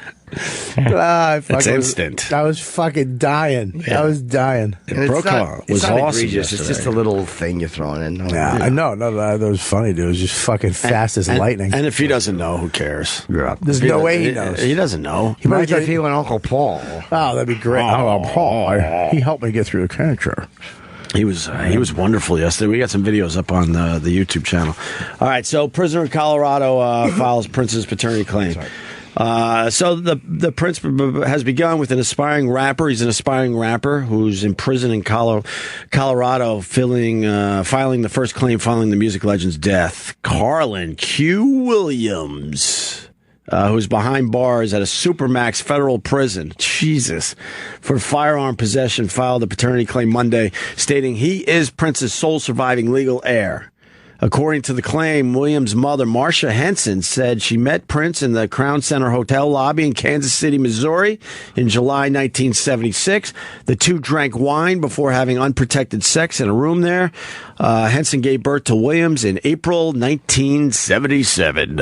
Prince would have been 18 at the time, fresh out of high school and several years away from superstardom. So there you go. His debut album, For You, did not come out until 1978. Interesting. Williams is serving a 7-year sentence for firearm possession after he was caught with a .32 caliber pistol that was transported in interstate commerce. Records show he will be he'll be in prison until 2020. So he was out. He was out, and then he had to be slinging a weapon around. Court records show Williams is a former crack dealer who racked up more than a dozen offenses, including drug trafficking and possession, domestic assault, and resisting arrest. Damn. Williams is represented by Patrick Cousins, an attorney in West Palm Beach, Florida, who worked with Prince for several years in the 2000s. Cousins declined to comment on the paternity claims, citing pending litigation, but said Williams had reached out to him several years ago about the same matter. Cousins said that at the time he could not corroborate what Williams told him. Meaning Prince wasn't going to give a fucking DNA sample. Yeah. Because he was like, fuck that. I don't want to deal with any love children. That's where you got to hire someone to hand him a cup and he drinks out of it, and then you get the cup. Yeah. Would you watch Murder, She Wrote? Yes, I did. I was actually a co-contributing story editor on that show. Co-contributing? That's right. I would write in ideas to Angela Lansbury. Allegedly. Allegedly. What does the guy say? What do you think? You think he looks like Prince? What does he sound like? Well, I don't know what he sounds like, but Don't they have an interview with him right there? no. He's I think he's a rapper too. Yeah, He is, aspiring rapper. Yeah, so let's see if we can find some of his music. Yeah, let's find some Colin Q. Williams. Do you think it's on par with Prince? Probably. The gift probably gets passed down. It's genetic. What if it was great? Yeah. Right. Yeah. I'm trying to rap with something that says purple. And there's nothing. Can you imagine this guy? Can you imagine this is true and he comes out of prison $300 million richer? It's not going to happen. Yeah, but he'll come why out none the wouldn't it wiser. happen? None the wiser. Why wouldn't it happen, Bobby? Is that your new T-shirt? Yes, it is. Get your None the Wiser T-shirts. Yes, it is. Get your None the Wiser T-shirts. None the wiser tour, folks. It's just fucking stupid. None the Wiser. Sponsored by Budweiser. Get it? Because it's none the wiser. I didn't get it. And the show comes to a halt. Ba-ba-boom-ba-boom-ba-boo. We actually got his music. No way. Is this really a piece of the aspiring actor's music? He goes by the name Prince Dracula. He goes by the name boy. Prince Dracula, son of Prince. He doesn't fuck around. He's like, no, I already know I'm the son of Prince. And no one fucking paid attention to him until now. And Prince couldn't say, no, you're not, or sue him, because then he could just say, okay, fine, depositions and DNA. Yeah, why can't you just get the DNA test? Because that's it. Then everyone who says a celebrity is their parent, then you got to put that. Why should Prince be put out if there's nothing connecting them? Yeah, I guess there's a few extra steps if you're that famous. And, and then people don't want to be bothered. So There's a lot of crazy people. Prince got a lot of power, so he's probably able to push this off all these years. But now that he's dead and there's no will, now forget it. And they're going to have Now his it's going DNA to results. happen. Yeah, let's push play and see what his rapping's all about. Yeah, it's community Prince. Yeah. 1994 internet? Turn 2 gigabytes to the left. Slingshot around Pluto. You see Saturn, 3 light years, stop at Mars. I understand why Prince denied him. Turn 2 gigabytes to the left. Let's give it a shot. Not my kid. You see Saturn, 3 light years, Hang on. stop at Mars. Mars. Watch the kids in the cars. Ooh. It ain't no half-stepping, checking my dough, toting my weapon, collecting my game, making it ain't to a perfection, major ballin', my calling straight to the top and never falling, reaching my goals, no hesitation or no stalling, wishing and dreaming, can you just stop in your block fiending, time don't stop, so never give in to them demons, we thinking it's all good, it's all bad, we been had, tripping the misery, life of Prince is my dad. He denies me, and it makes me really sad. He fucked my mom, and it made her really glad. She was the best piece of ass he ever had. He was a real cad.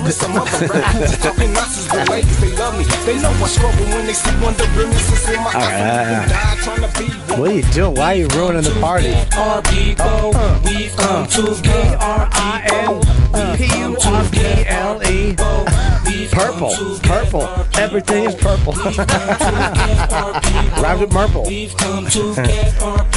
Prince fucked my mom. He put his cum in her belly. Now I'm here and I'm in jail.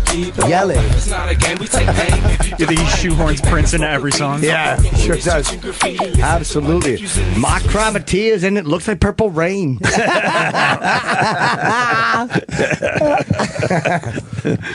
Jimmy, you're pretty good, man. Yeah, I went and stole a car. It was a little red Corvette. Yeah, there's a whole bunch of stuff. Oh, that made my fucking eye hurt. Oh, good.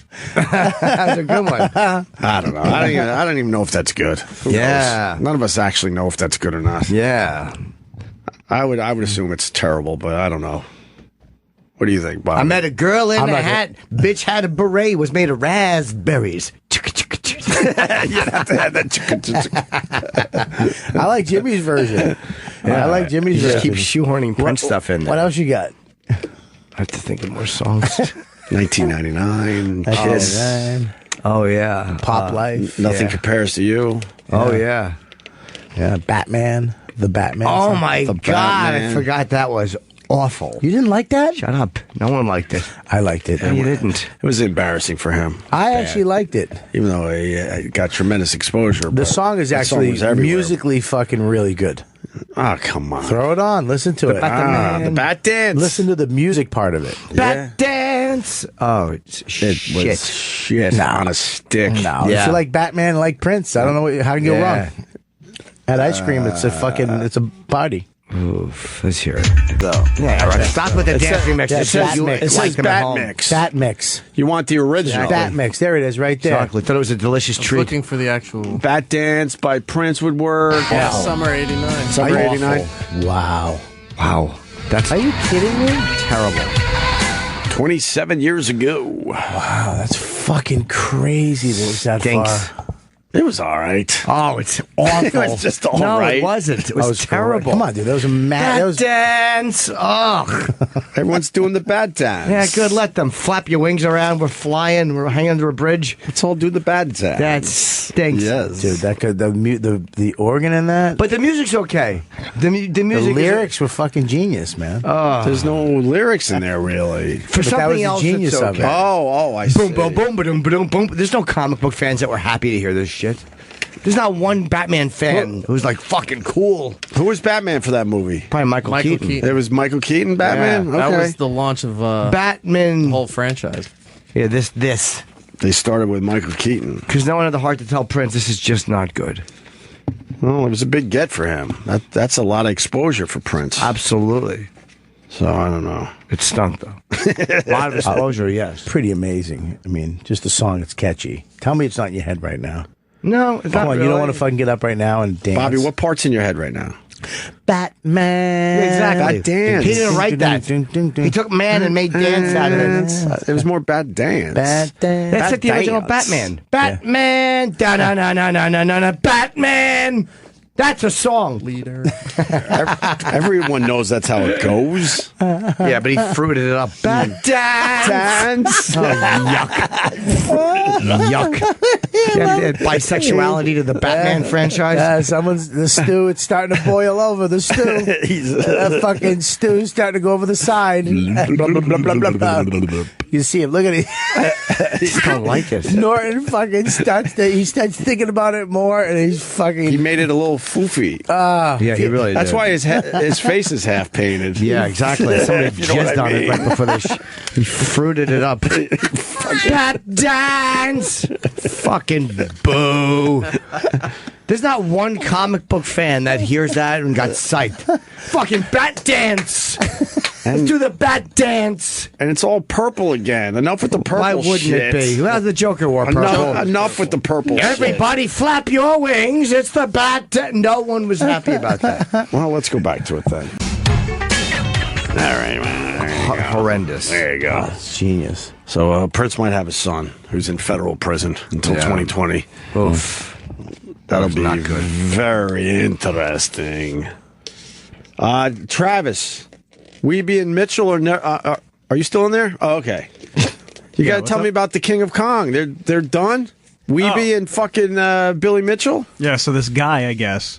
Everyone remembers the King of Kong, the documentary, and One we've of the had greatest documentaries ever. Love it. It was good. we talked about it a lot back in the day, and we had Billy Mitchell in here.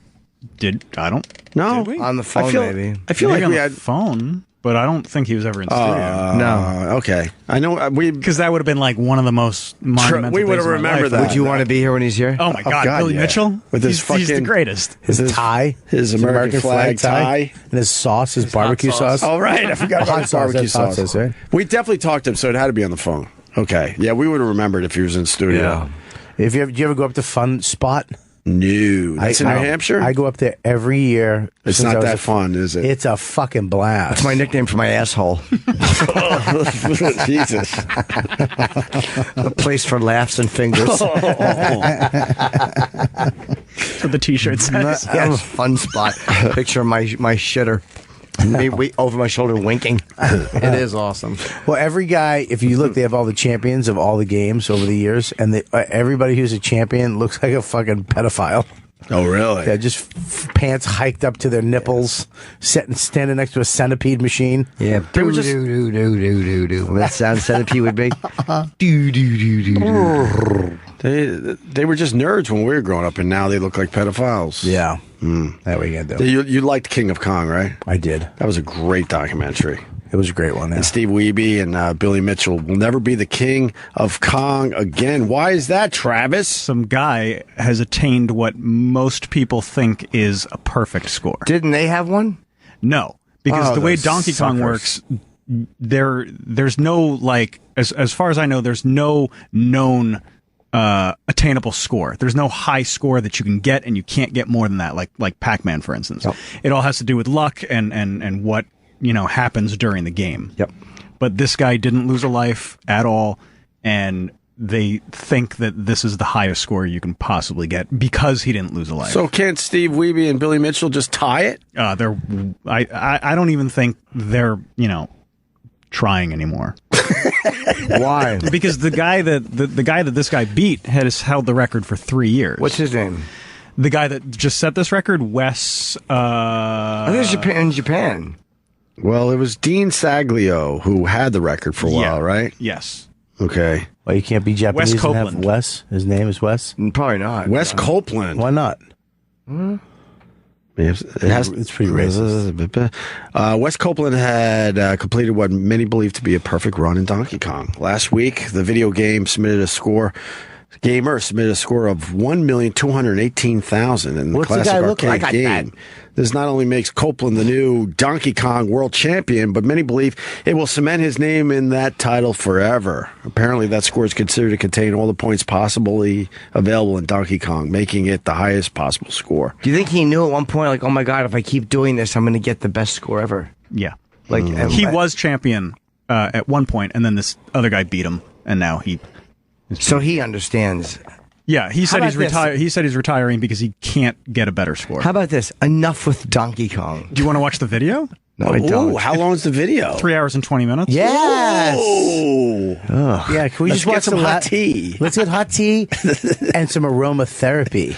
That's not lavender? Lavender, of course. We watch for a minute. Yes, Let's always watch for a minute. lavender. How about a slash of peppermint on a hanky? No, I go orange. Orange is Orange nice. on some cotton balls. Yeah, some cotton And balls. then I dab my pillow a little bit. All right, now you're gay.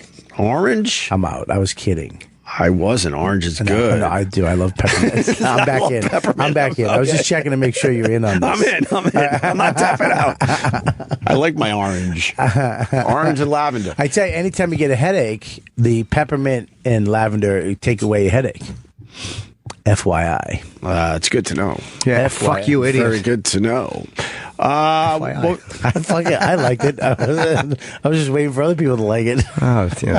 Travis, did someone walk around going kill screen? Kill screen up? Yeah, possible kill screen coming. Possible kill screen coming up? Who is that fucking nerd again? Forget his name. I got to go see this movie It's again. such a great movie. Fucking love him. If you've never seen The King of Kong, do yourself a favor. Go. I would assume it's on Netflix. Go there and watch it. Guys, just to let you know, there's a possible kill screen coming up. Right, and everyone gets excited.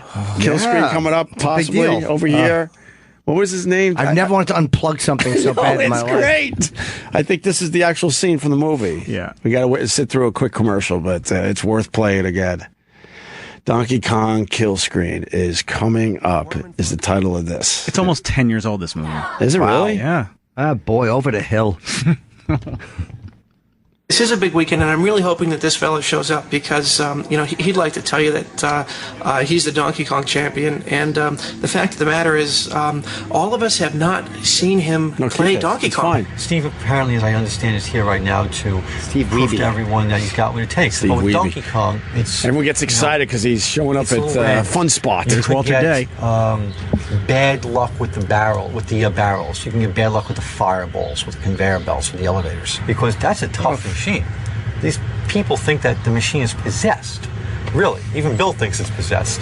Okay, we might have a good story. It looks like the mysterious player from the West Coast, Steve Wiebe, is here.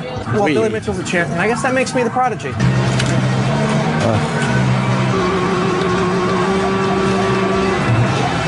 I scored 229,000 points. Pretty weak game considering I played a few already. A little bit half than what Steve scored. And Steve's up again. Steve almost lost a man right there at the end of that board. He got a lucky break. The randomness went the opposite way that it usually goes. Not as hard as doing a decathlon or a triathlon, but still very, very hard. He could beat it if he. Ooh, that's the Mappy champion. Really good game. What is Mappy? He's going to have a shot at getting to the kill screen. Obviously, I've as never far heard as of I know, it. no one's ever achieved a kill screen on the Donkey Kong machine at Fun Spot. Donkey Kong is really strange in that it actually lets you play the kill screen level for maybe 5 seconds or so. Everything looks normal, and then suddenly Mario just up and dies on you. There's a potential Donkey Kong kill screen if you want to watch. If anybody wants to see, there's a Donkey Kong kill screen coming up. There's a Donkey Kong kill screen coming up. That's getting the exact response it deserves. Yeah, no one's turning their heads. If anybody wants Nobody to see. cares. There's a potential Donkey Kong kill screen if you want to watch. Hey Todd, if you're interested, You like this guy? there might I be a love this Donkey Kong guy. kill screen in a I love him too. And it's not going to get any easier. So we may have an exciting moment here, or Do you think it's going to be exciting? The pressure may get No, to I one of don't. those random elements might happen. Sounds like you just cleared another board, but we could have a wild barrel or some aggressive fireballs. I thought I was going to be the first. I'd love to punch his hand off. Oh no, it might be an aggressive fireball. Yeah, you never know. You don't want that to happen. No. Could you imagine having that fucking asshole over your shoulder? Right. Just breathing on the back of your neck with his hot New Hampshire breath. Maybe he'll crack under the pressure. Fucking Maybe I'll get my his venison breath. I was going to ask you what the breath smells like. I get the hotness of it, but what does it smell like? Like fucking orange soda and venison. Walter Day stated that this was the highest score ever done, and this is the first kill screen achieved on Fun Spot's machine. Steve Wiebe has become the third person to reach Donkey Kong's kill screen. Oh, he's miserable. No, he just. Ape is very, very cunning, and he will do what he needs to stop him. Be able to perform in the show with someone who's a contender, staring straight at you, staring at the game, possibly even playing mind games with you. I mean, it's part of being a champion. You have to overcome it. You have to overcome it. Yes.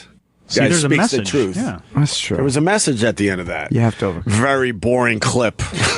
Terrible. It's horrible. Wow. I love that no one gave a shit that there was a kill screen coming up. I love Kill that. screen coming up, utter indifference. I love Nothing. that he thought he wasn't talking loud enough, so he made his hands into a megaphone Right. on the stadium, like kill screen coming up, guys. Yeah. Like they were going to respond then. I thought it was an actual big deal, but up there, no one gave a shit. They've all seen the kill screen before. Do you want to see that part again? He could have literally said, I'm going to commit suicide, and that would have gotten the same level of indifference. I just murdered 3 children downstairs on the pony ride, and then I fucked one of their heads. Might want to get a mop.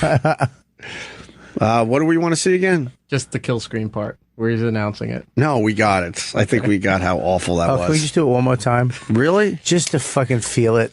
You want to?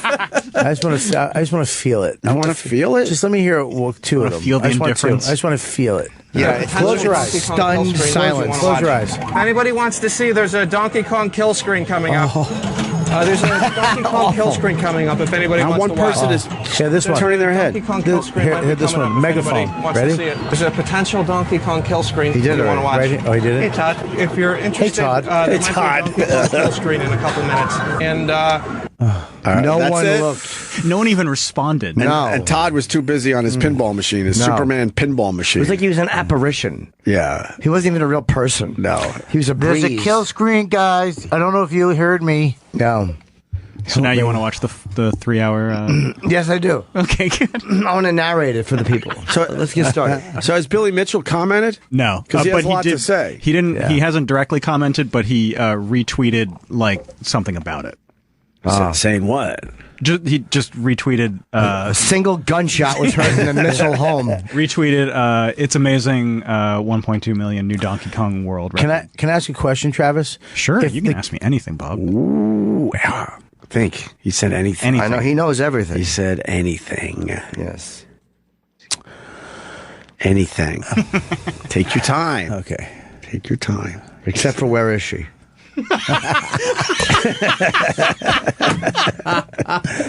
What was that about? I don't know. It's a mother's thing. My mom left me 15 years ago, and he doesn't. Jim likes to make light of it, and he doesn't know. He doesn't know where she is. He doesn't know where she is. So lop your goddamn head off. That is the meanest thing I've ever heard in my life. No, you're a fucking piece of shit. So yeah, you can ask me anything except where's my mom. Oh God, that is.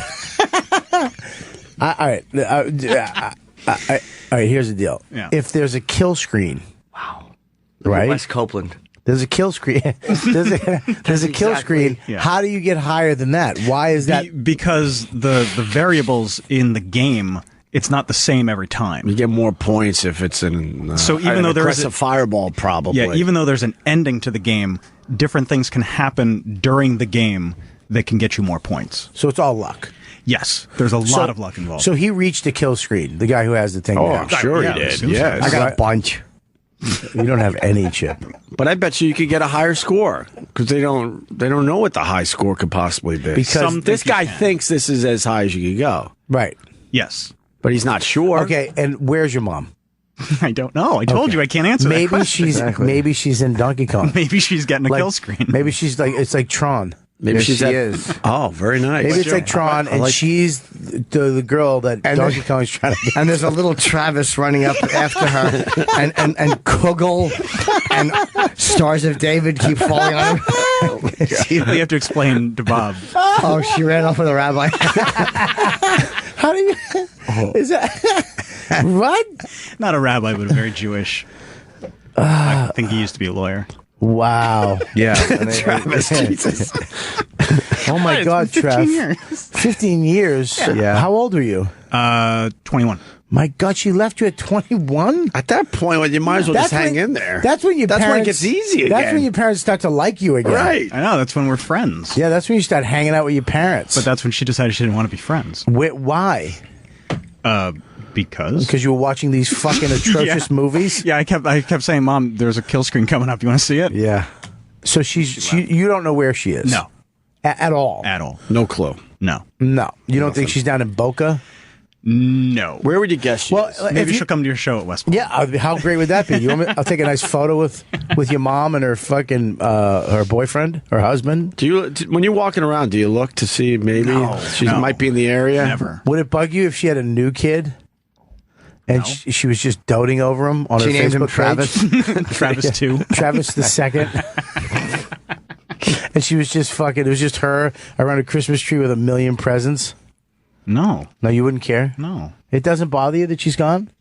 No, it's been long enough where it doesn't bother me. I'm so sad, man. I feel bad for you. Don't. bro. That story makes me so angry. It's so sad, dude. I feel But bad I for mean, you. but it's not just me. Like, she left, like, everyone. Like, Who's she- everybody? Like, my brother, her brother, like, all of her friends, everyone. She got into that religious thing, and what do they make you disavow your You just- prior life? Yeah, right? something like Just that. shit. Like, What is that? some form of Judaism. Really? I don't know. That's just what I know. Acidic? No, I don't think he was acidic because I met him Acidic, once and right. he didn't look like it. Oh, you met him once. Did he give you like a dirty look? No. How'd you meet him? He was. They came to some public event where I was after she left you. Yeah. Like we were still talking, and I knew that she was going to be there, but I didn't know that she was bringing him. So it was, a surprise to me. But that's the only time that I met him. What'd you say to him? I don't remember. Oh, you said hello though. I said hello. Shabbat shalom. Yeah. So obviously you guys didn't talk a lot. Muzzle tough. It was Travis very- said Travis offended them. He said, "Get out of their land." And the guy's like, "We can't see him anymore." Obviously you didn't talk to the guy that much. No, that no, day. that was the only time I saw I him. bet you they're still in the area. No, the last. Oh no, the last okay. I checked, they were somewhere in the Midwest. You're checking, huh? Well, I wasn't checking, but there was a divorce and there was money being sent. So like, we knew where she was. You got some buckaroo. Where was it? Somewhere in Colorado, I think. Wow. But I mean, that was like 10 years ago. So who knows? I don't look her up or anything like that. Why don't you reach out and say hello? Shut I up, just wanted Kirk. to It's not the time. share some stories. Because life's not that easy, Kirk. Yes, it is. You just Nope. reach out and No, go, it's hello, not. it's You're me. delusional. Should be so happy to speak to you. No, I've thought about it, but then I remind myself that I'm the one who kept it going for like a year. Right. So why would I put myself through that again? You're 100% right. Yeah. She's just, sorry to say, she's just awful. The only thing that I worry about, and I've worried about this before, is that I've accepted so many people on Facebook over the years that are just like fans of the show or whatever. I don't check their profiles or anything. That my one worry is that like she created some fake profile and friended me, and she can see my daughter. Is that a worry or a hope? No, it's a worry. She doesn't deserve to see anything that's going on in my life. But Yeah, you can't. So you prevent want that. That's so unfortunate. you want to punish her? No, I don't want to punish her, but if she doesn't want to be involved, then she shouldn't be able to see any of that. Right. You know? She shouldn't be able to watch it. No. Yeah. Well, maybe that's my only worry, but what I if doubt you, that. What if you were a better son and more interesting? She might have not had to go outside the family to No, it get was what pretty she cool. needed. I had long hair. I was awesome. Did you guys get along? Yeah. You guys were friends? Yeah. Friends are good to have. Oh God. Love having Oh friends. God, you have none. Travis is my Nope. friend. No, Not, Travis. not your friend. Opie's my friend. No, he's Nope. not. No, he's Yes, not. he is. No, he's not. Opie hates you. Yep. He's my friend. No, he doesn't. We laugh. No, share we don't laugh. stories. No, we We laugh don't- at you. We tell laugh at you. tales. We no, we don't. Yes, we do. No, we hate you. I fucking hate you. I hate all Hey, nine. look, I'm the Deadpool guy. I wish you were dead. In a pool. I wish you. Thanks. Hey, look, I'm Yeah, a little bit sorry. Got excited. I'm a superhero, I'm Mr. Deadpool man. You ever punch up my joke again? Punched it up a little bit, though. A little bit. Anyway. Look, I'm Mr. Deadpool man. How are you? I Tell hope me you- stories. I hope you fucking die. That's really rude to say to somebody. I know you don't mean it. No, I do mean it. Hey, I'm the Deadpool man. I hope you die, Kurt Cinnamon, whatever your fucking name is. It's Kirk, Kirk, and Cinnamon's just in my name, not in my heart. Oh, God. That actually made me feel shittier than there's a fucking kill screen coming up. The kill screen thing should have made you happy. The kill fuck? screen thing is I don't terrible. know what you Is that who, Ender screen. You didn't get excited that there was a kill screen coming up? is that who your fucking mom left with? Yeah, he put it to her good. What the fuck? Yeah, he fucking. You and your mom is on a plane somewhere just annoying people because her husband's hat's in the overhead.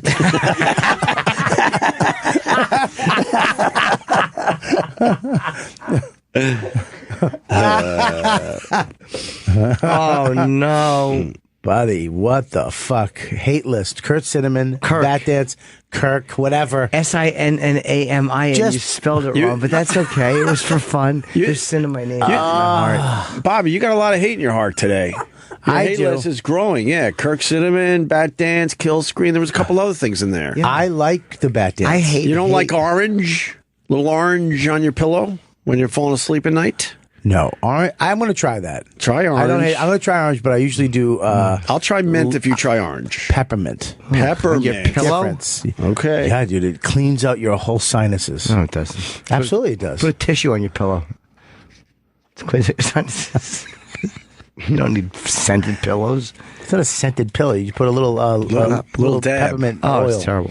Peppermint oil on your pillow. No, you don't. Oh, it's great. And it actually, if you go to a hotel room, you put it on your bed, and it actually, if there's any spiders or bugs or whatever, they go away. They don't like the smell. Oh, that's good. They don't like the smell of peppermint? Except for bed bugs are attracted to it. Have you? No, they're not. Bobby, have you graduated? I don't know why I'm defending bed bugs. Have you graduated to the smoke thing yet? We put a little drops of the lavender and then the smoke comes out into your room? I do have that. Into your room? Yeah, rum. Rum. Into your rum? Into my room. Rum. Yeah. I'm with you today. I do like that. You do? A couple drops? Just a couple? Cut in the little thing, smoke like a little chimney. And then your rum smells like peppermint or lavender or orange. I like those. I'm going to try orange. The scent of peppermint deters insects. Wow, and you weren't rodents. lying. Yeah. Add several drops of peppermint to cotton ball if you can find a place of entry in your home and stick the cotton ball there. Yeah. I often do this with ants. He should have said it uncle's too. You could also make a peppermint Don't spray touch using me, water and fucking peppermint Kirk. and spray it outside the home where you find ant trails. This spray can also be used in your garden to deter aphids. What's an aphid? It's like a bug. Yeah, he hangs out with David. It's a bug. Like it's a bug with a lot of David. legs. It's an aphid. Aphids. You got to give him credit. He made an affidavit joke. Sure I did. He put affidavit together. That's pretty. That's quick. That will never be done again. No, because it was worthless and unfunny. Yeah, well, I give you credit for fucking trying it. Yes, he put Rock and Curtain together. First time ever. Boo. Curtain Rock's not a hit. All right, Bobby, you got Levity Live tonight for a fundraiser at 7:30. Yeah, Paul Verzi's fundraiser Good tonight, cause. 7:30, and then Jersey. And tonight at the Empire Casino in 8 o'clock. Yonkers. 8 o'clock, I'll be there. At where? At Yonkers. At Yonkers. What time's your benefit? The benefit is at 7. Oh, okay. 7. The other show, I kind of double booked myself, so it was at 8 o'clock. So at Yonkers. Empire Casino. Empire Casino. That's tonight. And then Friday through Sunday, Improv in West Palm Beach, Florida. West Palm Beach. And You Know What Dude podcast on Riotcast. Riotcast, dude come. And Jimmy's hitting the road again very soon. I have, I'm doing at midnight the 25th. I'll be out in LA. And then the 26th is Club Novo, which used to be Club Nokia. They changed the name for some reason. And the 27th is the Mirage. And then June 11th is West Hampton, New York. First time in the Hamptons. It's supposed to be a pretty good Is it gig. on a Friday or a Saturday? It's a Saturday night. Oof. Why? I'd rather go out there on a Saturday than a Friday. Oh, as yeah. far as the drive. Driving out there is a fucking nightmare, right? Yeah. I mean, I'll go out. Take some time. How long does it take? It depends when you leave. It could be a little less than Friday 2 at hours. 5 o'clock. Oh, forget it. How long? 2 hours. Friday at 5 o'clock would be, if you really care, probably 4 hours plus. Wow.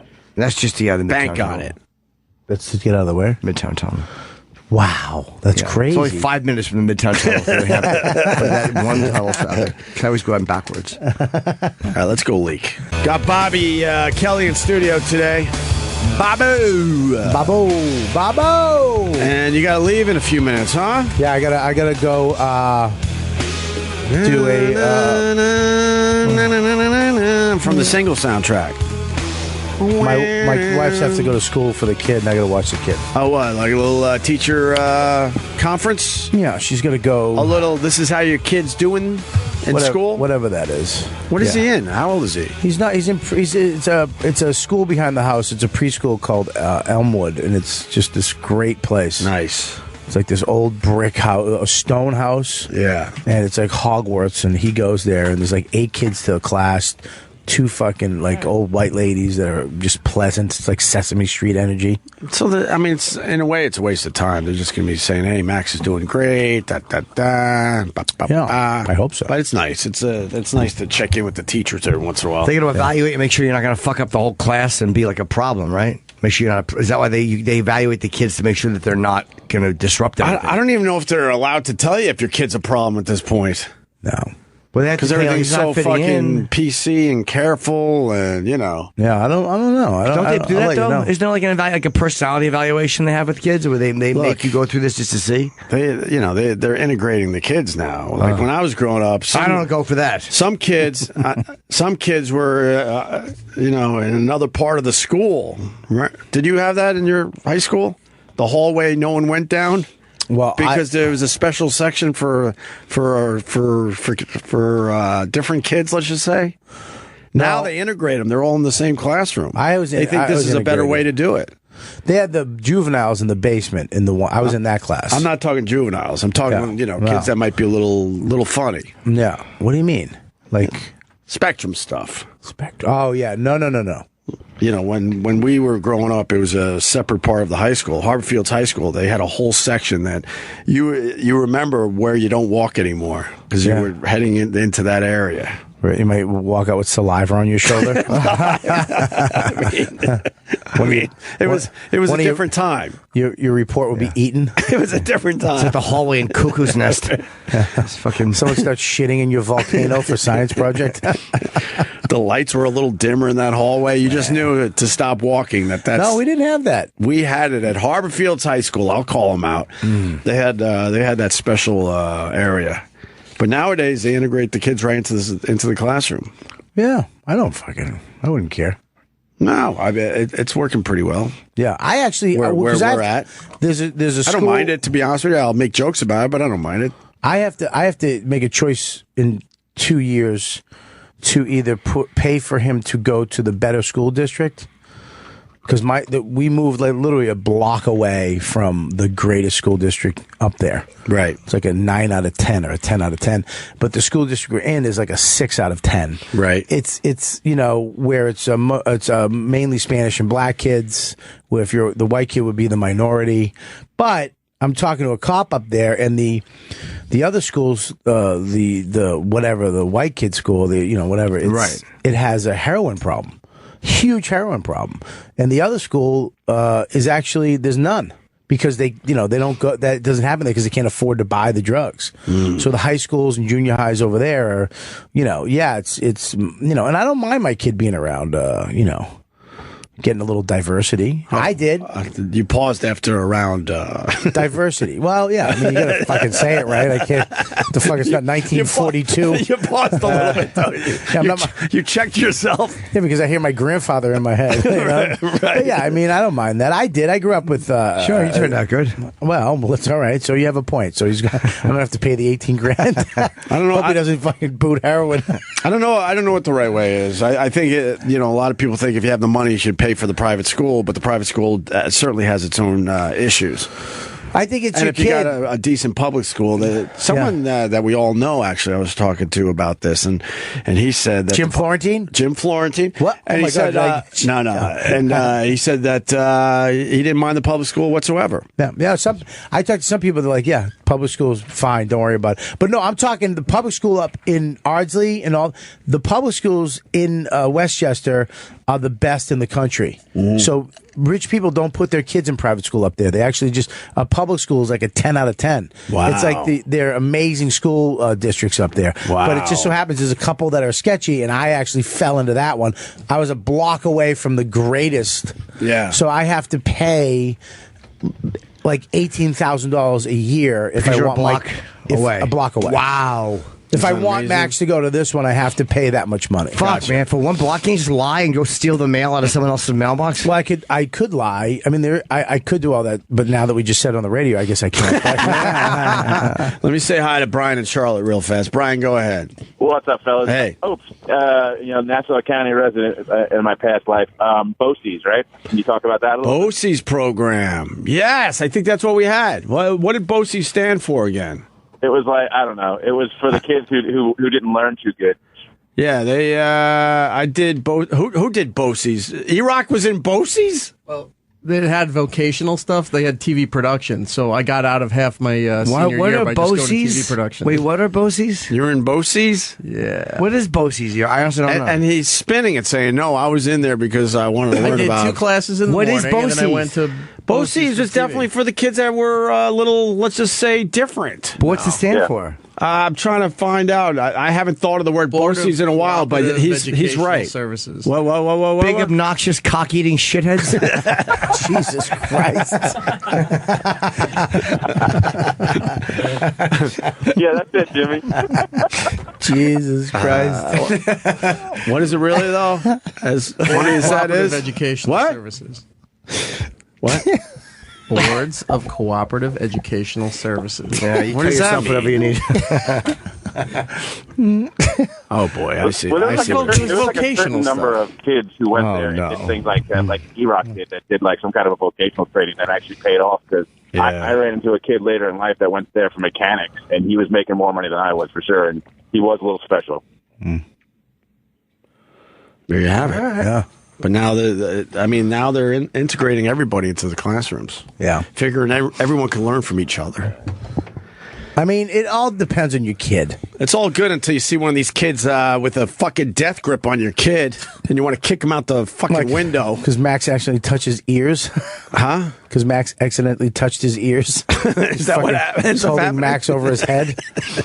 No, I'm kidding. Wow. Some of these kids have you-know-what strength. And when they have one of those holds on your little son, it'll drive you insane. Well, your kid's going to private school. Yeah, for now. Right. We're figuring it all out.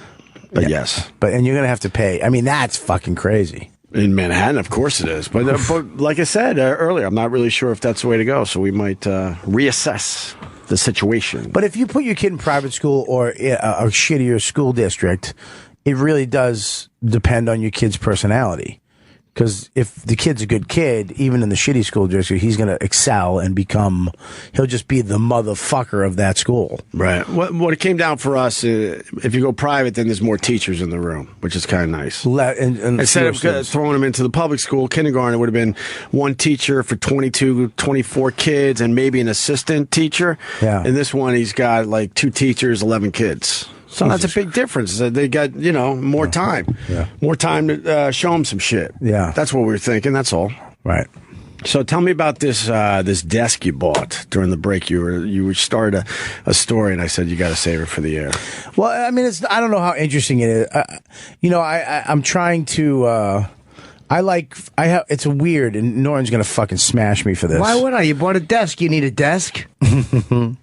I like old shit.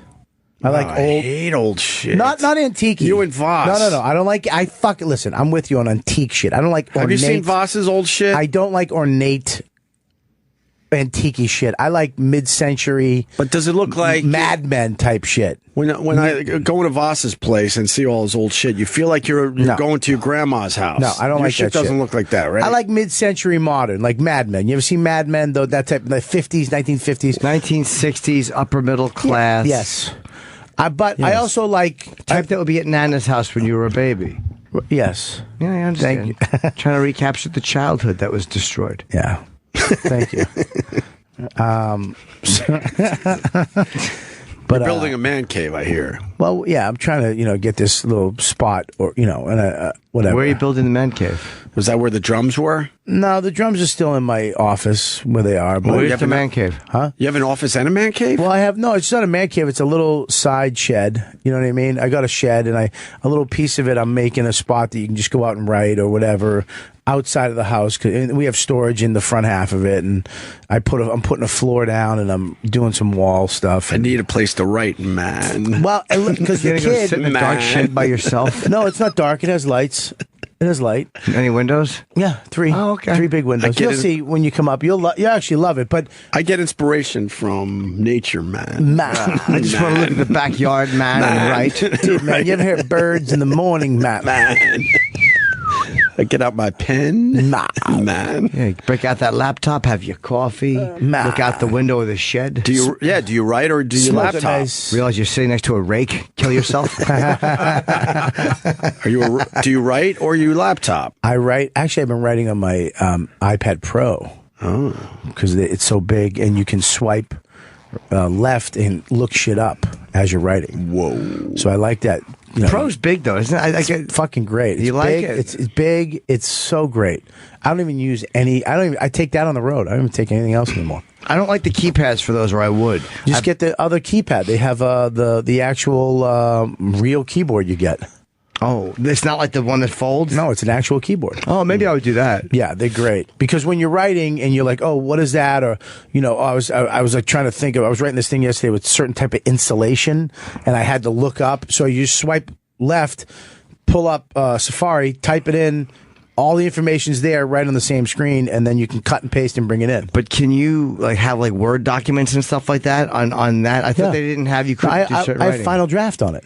Oh, okay. I use Final Draft on it. I mean, there's a little curve you have to learn with using it on the iPad because it's not the full, version. Right. But it's you're fine as long as you learn. You can write it and then send it over to the other one and fix whatever you have to do on your computer. But why do you have to fix it? Can't it just integrate it? Yeah, it integrates. You can bring it on if you have to. It's the same thing. Final Draft is really good on the iPad Pro. But anyways, you're writing a book called The Boy in the Shed about yourself living in a shed. Scraped my foot on the lawnmower this morning. I thought the shed was supposed to be for Ryan Reynolds. No. Why, you massage him on a cot, eat his ass? Remember you were going to fucking blow him in your shed. No. I was going to blow him. You weren't going to blow him. No, we were going to fucking hang. Hang in what way? Bob would kneel and suck his dick, and you'd run your hands up his abs as you were kneeling, and you'd have his hands on your bald head, and you'd be so happy you'd actually go, holy shit. I don't like the fucking exact sucking dick tones that Norton knows. You'd have both hands on your head, and that was the noise you'd make. What? He'd be like, "You okay?" And you'd go, fucking. All right, so you bought a desk for your writing. Well, I went and I got this desk. It's a 100-year-old desk. Whoa. It's just fucking beautiful. Very simple. Yeah. One draw, little thing that slides out, very thin, small, perfect. I love it. I bought it for $30. I was going to refinish it like I've done with other shit in my house. What do you mean I was going to? I bring it home, and my wife's looking at it, and then she sees a couple bugs. On it, all right. and she flips the fuck out. Like, those are bed bugs. We got to get rid of that. And I'm like, well, I don't know what a bed. Are you sure it's a bed? I'm pretty. She's going off. She goes, look, we have two options. Either we're going to be infested, or you demolish that. I go, why do I have to demolish it? She goes, because you have to throw it out. But if you leave it on the front lawn, someone's going to grab it and take it, and then they're going to have it. You have to destroy it. And I'm like, so I take this. Now I'm panicking. She's got me in this because I'm thinking about, she uses words like infestation and just destruction. Were they little black bugs? Yeah, what do they look like? They could have been. I don't know. It could have been a tick. It could have been, whatever. So they looked sort of like a tick. It could have been bed bugs, dude. You don't ever bring that stuff in the house. Well, okay. So Did it look like that? I literally. Hold on. Did it look like that? It could have. I don't think so. No, but I'll tell you. Right, I'll get to you this way. Go ahead. I take the thing. I literally take the thing. I destroy it. I destroy this. I literally fucking, smash the drawer and I rip the legs off. And how long was it in the house? It's fucking 8 minutes. It wasn't in the house. It was outside the house. Oh, it never even came in the house? Never even came in the house. You saw bugs on it already? We were outside bugs, right? But how many bugs did you find when you destroyed it? There was like 4 or 5, right? That's a lot. And where on it were they? On the leg. So I'm ripping, and I'm sad because this desk made it 100 years. Who the fuck knows who had this and wrote on it and what? And now I get it, and it made it all this time from the time it was made by someone's hands, and now I get it and I destroy it. It's like I feel like shit. Like I don't feel good about destroying something like that. You might have said, Bob, where did you get it from? I bought it from a lady. Oh, it was just a lady. Just a lady, but she was cool. She was clean. She was probably in her garage, and a couple bugs were on the leg. Buddy, I call up my fucking guy, my exterminator. Yeah. He's a great guy. Fan of the show, Yeah. And I call him up, and I send him a picture of this bug. He's like, that's not a bed bug. Of course it is. What did he say it was, though? He says, I gotta see it. If you see one and I gotta see it up close. I can't tell by the photo that much, but I can tell you it's absolutely not a bed bug. It's probably just an outdoor bug. Just some dumb bug. And now I'm looking at this fucking desk, 100 years. And are you questioning why you didn't just call him before you destroyed it? I'm not questioning that. I'm questioning why I married this woman who panics me. You panicked. Who fucking panics me? Yeah, I know. Why was she's crazy to actually not want a buggy desk? But if the desk is outside and you got a picture of the bug, why wouldn't you send why would you send the picture off before you destroyed it? Because it's not she in your house. fucking panicked me. She used words like fucking infestation and your child. She's right. Yeah, but she's not right. It's outside. Relax. I go, do you know what a bed... After the fact, I go, do you even know what a bed bug look like? She goes, no. I live with one. That would have been a very funny response by her. It would have been, and I would laugh at that, but it was to me. So I'm not going to help you, but touche. Thank you. So now what do you? Now it's just all broken on the curb, buddy. Waiting to be picked up by the garbage man. Perfect desk that I've been looking for it for. Yeah, the bugs loved it too. But where were the bugs hiding? You could have cleaned it off just to make sure there weren't any eggs around. You would have been fine. I go, why don't I take it apart? She goes, don't use your tools on that. Like bed bugs go in tools. Oh man, I wouldn't have. Yeah, it wasn't. I would have been all right with it. It wasn't bed bugs. It was not. It was just some little bug. Bugs. It was a fucking bug. How did you get the desk to your house? In my car. Oh, good. Oh, well, now you got to destroy your car. Got to get rid of the car. No, I actually... You got to destroy your car. No, we actually went through the car, vacuumed it, put but that's what you could everywhere. That's what you could have done to the desk. Nice. I know, dude. I fucking know. She panicked me. Let me see the bug. I'm good at see these. I'm good at this. These. I'll show Norton these. I bought those are in the garbage. I found and I understand why. You don't like those? No, I don't. Those chairs right now are probably worth around $300-$400 each. They look like a therapist waiting room. Wait, why you got rid of the chairs too? I don't. No, I didn't get rid of those. Garbage. Furniture out of the garbage is dangerous. No, it's not. I mean, bug wise. No, it's not. Why are the chairs in the garbage? Yeah, you can. I fixed those. I redid those. Those were fucking garbage. But I like that mid-century shit. Gotcha. You know, just buy it from an antique shop or so. I would feel safe if it was an antique shop. You buy it from an antique shop, that chair would cost me anywhere from $400 to $600. That's a bargain. I don't want to fucking spend that. I fucking got it for nothing, and I redid it, and I made it with I brought it back to life with my own freaking hands. That desk would have been nice, though. I think your car is in trouble now. No, it's What's the difference? It wasn't a bed bug. There was and I called the lady. I go, she has me call the lady. I call her. I go, listen, I just want to let you know that the bad desk you gave me might have had bed bug. She goes, no.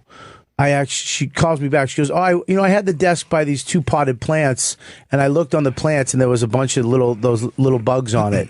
So it was probably, it was outside for a while, so waiting when you were coming to pick it up, so it's probably just those bugs. I don't believe they got on that fast. Waiting for you to pick it up. Like, no bugs infest something in an hour. It wasn't infested. It was 5 fucking bugs, That's Jimmy. a lot of bugs, Bob. No, infestation is hundreds. No, but 5 bugs in an hour is a lot of bugs. That's not a bug. I would have got rid of the bugs. I would have cleaned the desk, looked to see if anything was hiding anywhere else. No, because it might be eggs. Been good. That's why I clean it. Yeah. That's why I clean down the desk. But inside they hide in the wood. My ex-girlfriend had bed bugs. She did? Bed bugs, yeah, but it wasn't her fault. It was because there was wood in the apartment that they were living in the structure of the bed, which was built in. The fucking exterminator friend of mine, who's a fucking exterminator he said they're absolutely not bed bugs. You should have sent the picture first, and he might have said those are outdoor. Yeah, those are those outdoor things. I know I should have, but you broke the desk. Why'd you panic? I fucking because I don't want anybody to be. I don't want her or my family to. You know what I mean? To be the victims of bed bugs, of course. Of course I don't. So it's like she tells me to do something, I do it. It could have been Lyme disease. That's true. They might have been ticks, dude. Could have been ticks. Lyme disease. Might have been ticks. That's just as bad. You don't want one of those little guys running around the house. He bites your kid. The kid's got Lyme disease. You're right. There's enough danger of that just frolicking. Yeah, but you can look at man. You can spray for that shit. I could have. My point is I could have waited a tick, put pause, hit the pause button, called the guy. Sure. Did you instantly? And then I could have went and I could have took the desk apart, sprayed it, whatever. There's a lot you can do. Put the desk back together. Did you took it apart? Buddy, right? I fucking ripped the legs off of it. Why? Did you instantly take an axe to it? Like instantly? No, you Christopher Reeved it. Why? How many minutes went by between the first complaint and the destruction? Probably. It had to be less than 10 minutes. Here's what happened. They got the desk, and she's like, Bobby, do that. And he's like, nah, it's okay. I'll just call my... And she's like, I don't want it. And he's like, okay, fine. And he starts breaking it angrily. But he could have sent the photo, but I think your temper probably is what broke that desk. I agree. Listen, what you just did has happened. Sure it has. So, yes, absolutely. I know you as my friend. You know me. But... Yes. It was absolutely not that. Okay. It was honey, what, you want me to Get rid of it. Okay. All right, I will.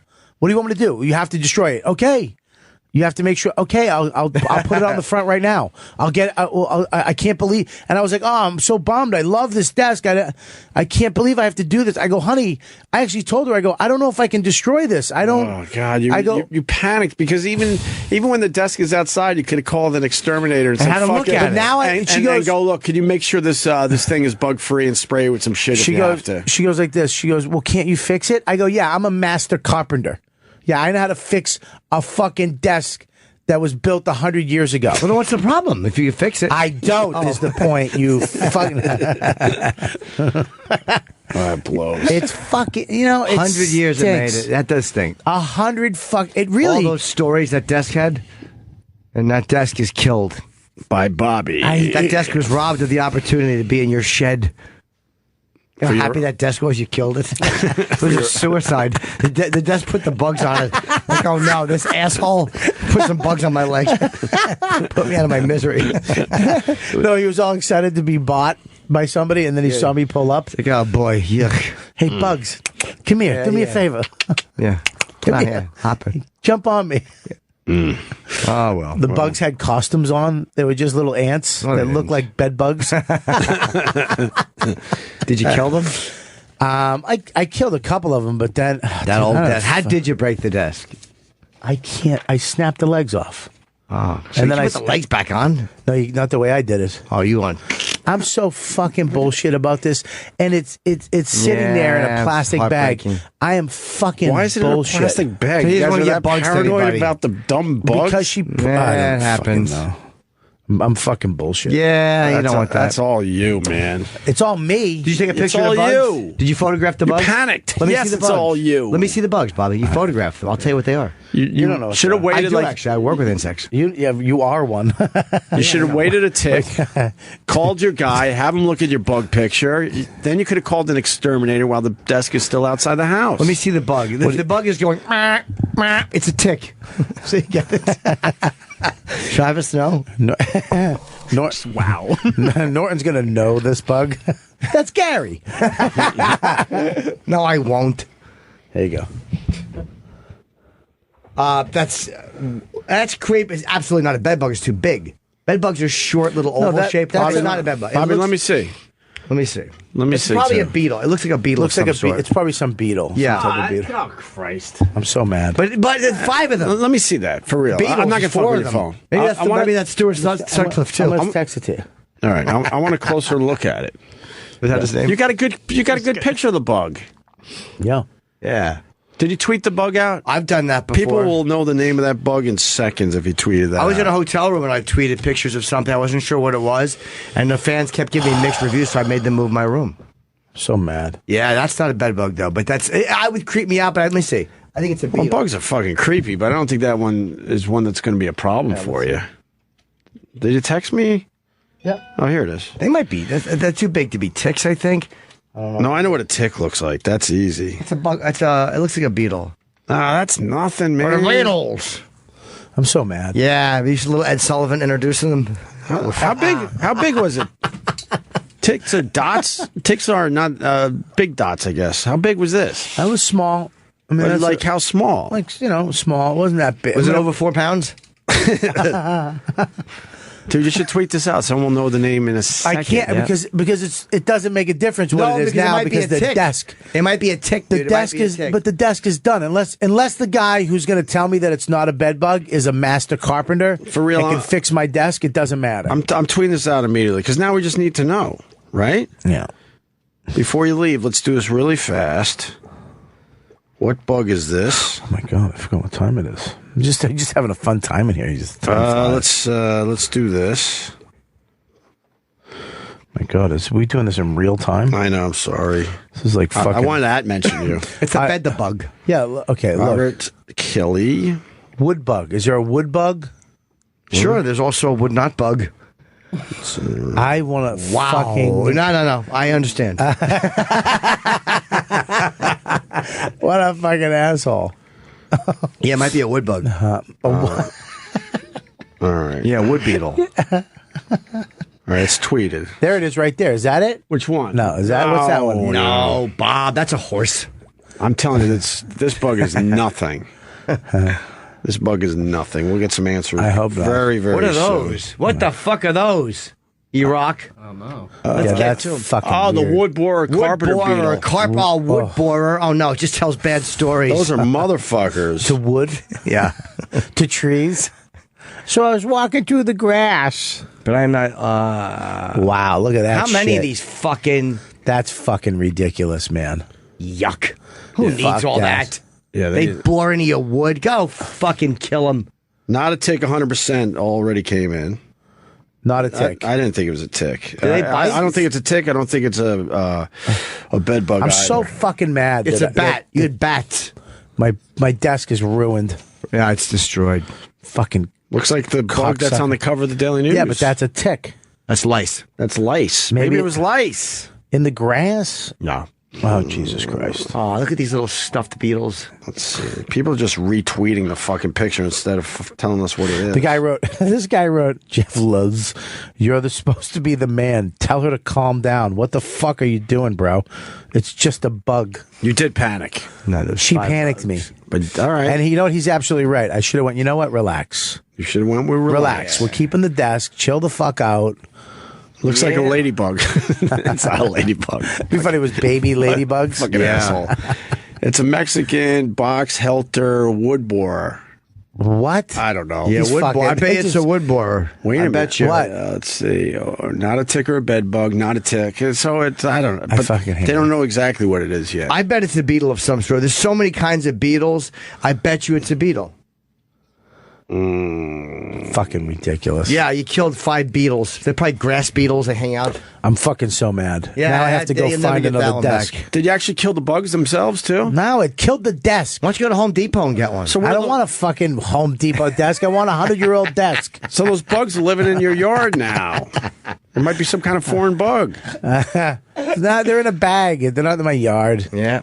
Fucking Christ. It's a puss beetle. What's a that's a fun one. A puss beetle. Fuck. This guy's saying it looks like a small oil beetle or a baby dick beetle. A A baby dick beetle. Oh, those are delicious. It's not a bed bug, dude. Dude. It's a lot of people saying some form of beetle. Looks like. I gotta go. I'm miserable. What do you mean you gotta go? I gotta go. I'm miserable. I'm fucking aggravated. Why are you miserable? Because my fucking desk is in a bag. Okay? I murdered a desk. 100-year-old desk. You don't feel good about it. I feel terrible about it. You want us to get you a 100-year-old Yeah, desk? I want a fucking writing desk. I want a nice, small, 100-year-old desk. You had one. Do you want to see the shouldn't have desk? wrecked it. Yeah, let me see it.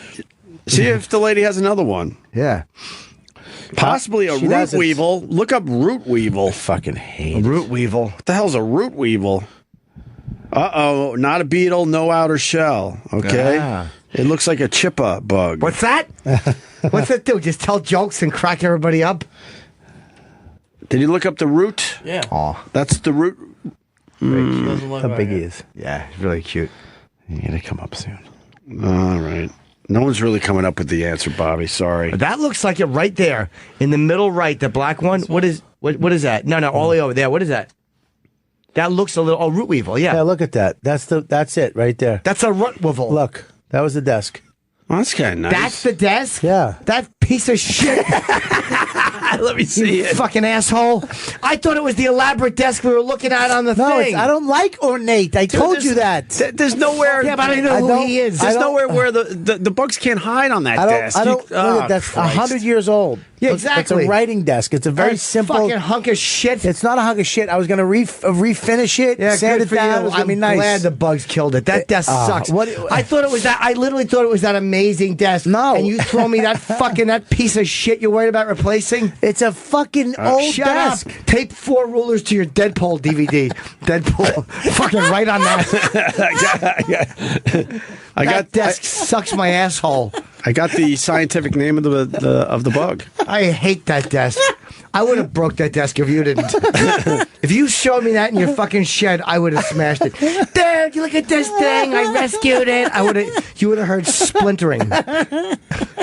Oh, that desk is a cunt. And now we don't give a fuck. That desk is awful. Because there's nowhere where the bugs could have hid. 100 You could have years. saved that. fuck. I thought it had all sorts of 100-year-old compartments and crap. Exactly. And It's hidden dead. doors and compartments or whatever. Yeah, look. Ooh, this is where they hid the slave key or something. Yes, I got the scientific name. What? It's Yes, blows. It's a Homo gymnortus. That's not a real animal. According to the Chuck report. No, it was. Some people saying a termite. A lot of people are now guessing termite. No, it doesn't. Let's go with termite. That was so fucking bullshit. No, it wasn't that desk was either. awful. Fucking desk. I love the desk. It was exactly what I wanted. I didn't want this ornate piece of Let me shit. see it. I thought it'd be a bit more decadent. That desk, fucking. There's no decadence to that desk. Oh, it's awful. It's not awful. It's better than your fucking future IKEA desk you have. Everything is better than that desk. Your desk stinks. Yes, it does. Your desk. You're not going to get me to defend the desk. Your desk. My desk is a cunt.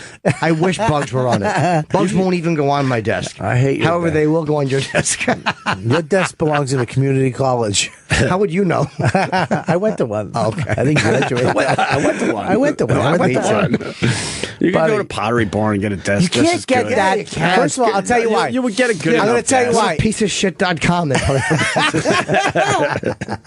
She probably told you it's a 100-year-old desk. It's probably like from 2004. Yeah. Yeah. Well, It's look, probably made 10 years old. It says made in 12 years Mesopotamia on old, it. whatever. It's set. On the side of it, it has a bronze. On the side and what? It's got a what? You love alpacas. It has a bronze number, 135, which was the number it was made. Okay, they put those numbers on it. It was a fucking nice desk. Who cares? 135. What does that mean? 135 mean? It was 135 out of 1,000. How do you know what the out of was? It I don't know, I just made that up. I needed to give you an answer. It could be 135 out of 72,000. You can give me the hi-hat. It could be one of your boogers. That's not, you know. What? What did you just say? I'm just reading what people think it might be. I thought you fucking made that joke and you tried to get out of it. Oh, no, I swear I can show you the tweet. I swear. I was about to fucking attack you. I swear. There it is, right there. That's not it. I'm fucked. Yeah. Now I have to get a new desk. How about that one up there in the middle, right there? Is that it? No. Right there. What? Yeah. What? Jim's cousin? A June bug is coming in. No one really has it. Oh, it's only May. Wow. Whatever it is. Oh, it's a Bostonian fatherless bisexual stink bug. It's not bisexual. Oh, thank you, Philly fan 715. I think we got it.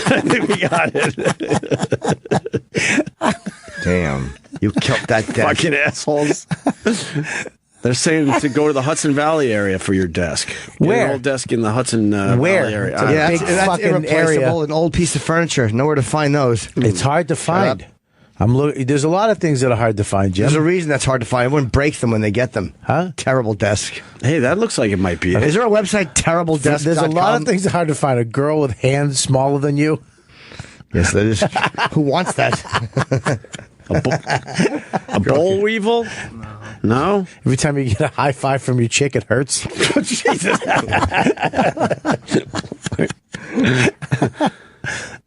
Uh-oh, could be a roach.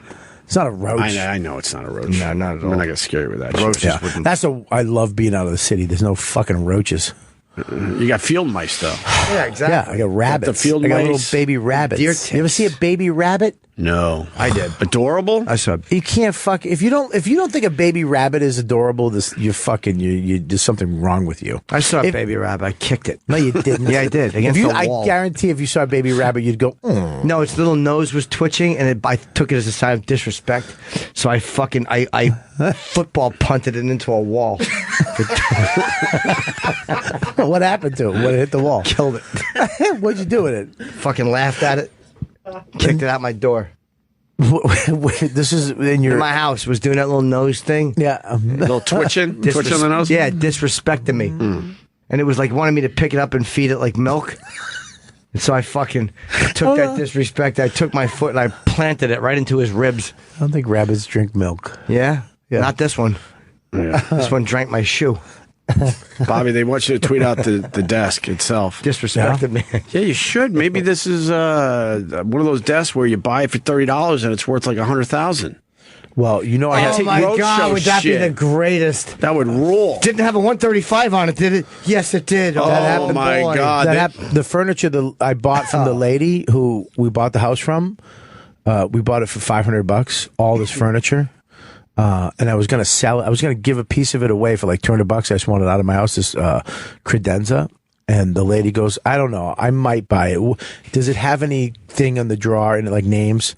And I was like, yeah, it has this name and it says this, the Jonas collection or whatever the fuck job, whatever. She goes, I'll be by tomorrow to grab it. And then I went and Googled it. Yeah. $4,800. Really? Did you sell it to her? No. But I'm such a coward, and I'm afraid of confrontation. Yeah. When I called her back, I threw my wife under the bus. I was like, my wife said I can't sell it. She's like, well, you're not going to get $4,800. She knew. She knew. Yeah. Oh, well, she's a cunt for doing that. What does she want? The credenza. Nice credenza. Yeah, absolutely. I know. That's my favorite Godfather character. Oh, very nice. Are you ready? Here's the desk. All right, so you're tweeting out the desk for the people. I'm tweeting the desk. Oh, I hope it was worth $200,000. Oh, dude, I think sick to myself. I just love the desk. I think people are in agreement that it's some kind of beetle, but what kind? They're all over the place. Really? Yes. Yeah. You Exactly. panicked. You should have you smashed really the Mark bug, not David the desk. Chapman, that beetle. Yes. Fucking I put all the blame on you for panicking. I did panic. All right, now Bobby. I can't. I gotta go. I'm sad now. Right now, you have to go. Yeah, I gotta leave. I gotta go. I gotta be back uptown. You want to see a guy 11:50. catch a fish with his penis real fast? Yeah, I actually do. All right, actually, real fast. I would stay an extra 5 minutes to see that. I went out hunting once. I caught a bunch of beetles with my desk. I'd like to leave on an up note. So, or that is an up note. He's depressed. Let you leave on an up note. Nothing makes me happier when I tell you when he stews over when he's that fucking desk. You can see when Norton. I thought it was the desk we looked at online, and then I saw the desk, and I fucking it made me sick. Yeah, there was nothing to that desk. No, that it was desk garbage. Doesn't I matter. love the. You don't know that there was a perfect desk. I wanted something very simple. But you could find a simple desk anywhere. I thought it was Not like, that for one, something yeah. very unique and special. Yeah, a nice family There's of nothing bugs to owned it, and you stole it. There's nothing. Listen, and there was nowhere where the bugs could have hid. That's what. Yeah, whatever. Someone said show up at the road show, the antique road show, with the desk in the bag and the broken legs. I hope this is a 135. That means it was Jesse the Kids. Wait, Billy the Kid. Oh, top Clinton aide walks out on the FBI. Ooh. I want to see the Big dick news. thing. Show me the dick thing. All right, big news is the dick. The guy catching a fish with his dick. Are A you Russian sure it's his dude. dick? Sure, why not? Let's see what happens. На полярье, брат! Подожди, снимай. Край суровых рыбаков и жестких поклевок. Guy's got a cool hairdo. Ты аккуратней. He's probably holding the Я тут fish. яма, Oh, no, сейчас he's только этих You think he might be holding the fish already? Yeah, but all. Can I That just was say weird something? how he's holding it. Well, now he dives in. though. Dives in. Let me tell you something. Чё такое? Чё такое, блядь? Ёб твою мать! Не... This is dumb and fake. Блядь, ты чё? That's not fake. That's Is it? stupid. You wouldn't catch a fish that quick with your penis. Well, you Not ever- at all. I Wait, That's so tried. stupid. You ever seen a German cock though? They look like a big, fat, huge worm. All right, but I mean, Uncircumcised dicks. You ever see them? Ugh. No, never. it's,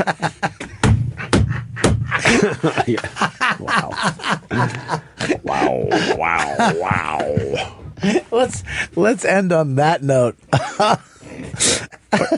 But how the guy walks into the water holding his crotch, he's putting the fish on his fucking dick already, and then he jumps in the water. It's so fake. Wait a minute though. I don't think he's look. He dropped. No, the fish is on his dick at that point. Get it? Yeah.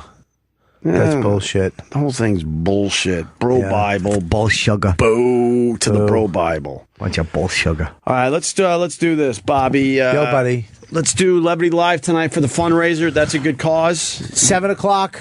You'll be there around 7, and then later, which is the gig for you, 8 o'clock. I'm going right over to Empire Casino in Yonkers. Bam, and then tomorrow Flying down to West Palm Beach. For Friday, Saturday, Yes. Sunday. You got it right. West Palm Beach Improv, which I'm excited about. Yeah. So if you if you're in the area, stop on by. All right, RobertKellyLive.com for everything Robert Kelly. Yeah, brother. Thanks a lot, man. It was a blast. I love this. All right, always good to see you. I didn't know what to say. I know. I got caught up. We don't have to leave it. Whatever. Get the fuck out of here. All right, I'll see you guys later. All right, we're gonna take Jimmy before Just break. Vegas, L.A., and My West desk. Hampton. Yes. And we got Dana White calling in a little bit. Yeah. Are you gonna ask him if he's Of selling course. it? I have no doubt he's selling it, even though he's denying it. Well, but he can't sell it. They would have to sell Sure, it. he's part owner. I know he is, but I'm saying the story Fertittas came are out the- that they're going to possibly sell it for $4 billion, and he's denying it. I think $4 billion. $4 billion to a Chinese company. Is that what that's about? Yeah. There's like 4 different companies. There's 4 companies, but the Chinese company is in the front for us. Well, Dana, if he has 9% and they sell, he say they even sell it for $3 billion. Yeah. That's almost $300 million. That's a lot of money. But after taxes. He can't say no to that. Maybe I'm kidding. Maybe he makes a deal. He goes, look, I'll sell it to you, but I still want a taste, or I want to be the figurehead, or something. They wouldn't fire Dana. I mean, I'm not saying they would, but he would probably get a taste of it. He'd probably get some of that, and then he'd be an employee. Right, but for a nice, sweet salary. And they'd probably all still have some type of insight into it for us. Maybe they'd run it for a few years until they replaced all those people. We'll ask him. He'll deny it, but I feel like this is real. And it might be time to do it right now. Oh, fuck, man. You could take that much money off the table? Well, they had the most successful year ever this year with Rhonda and McGregor. And Anderson got hurt. He might need gallbladder Who? surgery. No. Anderson Silva? Yeah, right? Who? I didn't hear that. Am I panicking? Who I gives didn't a hear fuck that. about him?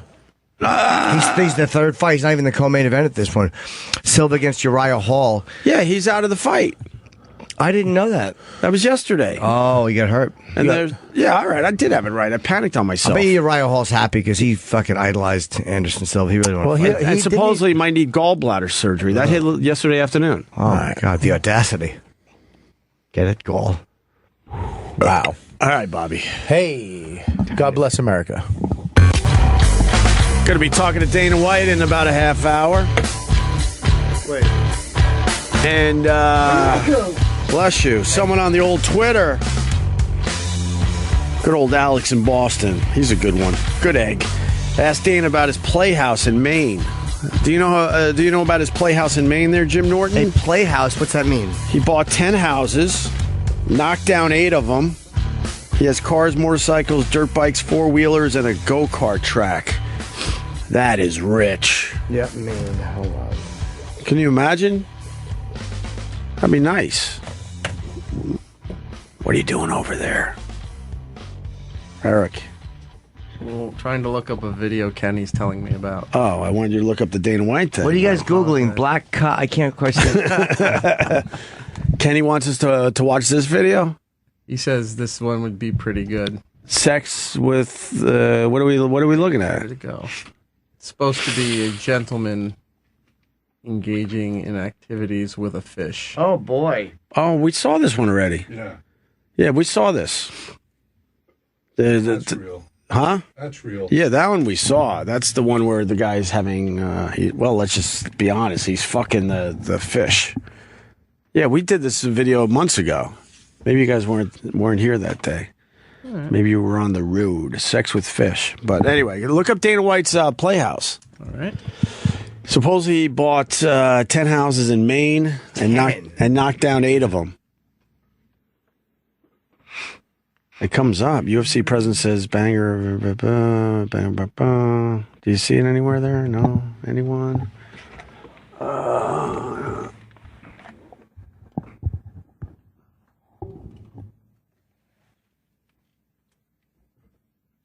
This is just about bringing UFC to Maine. All right, we'll ask him. We'll have him on in about 15, 20 minutes. So we'll ask Dana White about that. And Anderson Silva being out. It doesn't necessarily going to hurt anything because Belfort is still fighting, and so is Fabricio Verdum. Right. So I'm looking forward to that card a lot. People want to see Anderson Silva do well, though, right? And people love him, yeah, but he's the third fight on the card. He's not even like the main event or the co-main event. So, yeah, they'll certainly still be all right. Yeah, it's interesting to watch a guy get not phased out, but he's getting older. You know, he's not the champion anymore. So you're watching a guy kind of move down the ladder a little bit. Should he have retired after that leg injury, you think? Nah, I don't know. It's a tough way to leave something you love. And he had a big contract for a lot of fights. I think he had a 10-fight deal or something. Wow. So maybe he wants to honor his fights, but people still like watching him fight. He still fights well. How many fights has he won since then? Since his broken leg? He won against Diaz, but there was some kind of a testing decision. Like, I don't know if he was tested positive for pot or something, or no, some kind of substance, a performance-enhancing drug. Right. And then I think he had to sit out for a year. So there was the loss to Weidman, there was the leg break loss, there was the fight against Diaz, I believe, and he just lost the decision. Who the fuck did he lose that decision to recently? He thought he won the fight, and he wound up losing it. So there's been a bit of a drop-off between the leg break and everything else. 3 out of 4 fights he's lost. But I can't think of who he just lost the decision to. Can we look that up? Wow, that's kind of sad to see, because he was so dominant. But it was a decision, and he had the guy down, and he literally would have knocked him out. The guy gets saved by the bell in like the third round. Right. And Silva was celebrating. He missed because the language barrier. He misunderstood what the referee was saying. Yeah. So he jumped up in victory, and the guy was trying to tell him, no, the fight's not over. Right. No, go to the top. Oh, Iraq, going the wrong way. That was Michael Bisping. That's right. And then what happened after he celebrated? Then it was a decision? It was like an adrenaline dump. No, the round was over. There was still 2 more rounds to go. It was like in the middle of the third. Yeah, that was the UFC fight night. Oh, okay. Third round out of 5. Gotcha. Yes. Oh, okay. And he ended up losing that in a decision? Yeah, Bisping definitely won the fight, though. I thought it was fair. Bisping was he was great. Yeah. He's a really tough guy. All right. We'll have Dana on in a few minutes, and we'll talk about his Playhouse, the rumor about selling the UFC for $4 billion. What else we want to ask him about? Well, he's going to promote the car, but now I'm curious about what they're going to do about Silva. And, of course, Ronda, when is she going to fight again? And what's going to happen with fucking Conor McGregor? And do we have a Garden date? I forgot. Do we officially have the Madison Square November. Garden? Oh, that's right. It is in November. November 12th? That's when they say Ronda's going to fight. UFC 200 is in July. July 9th, of course, I'll be away.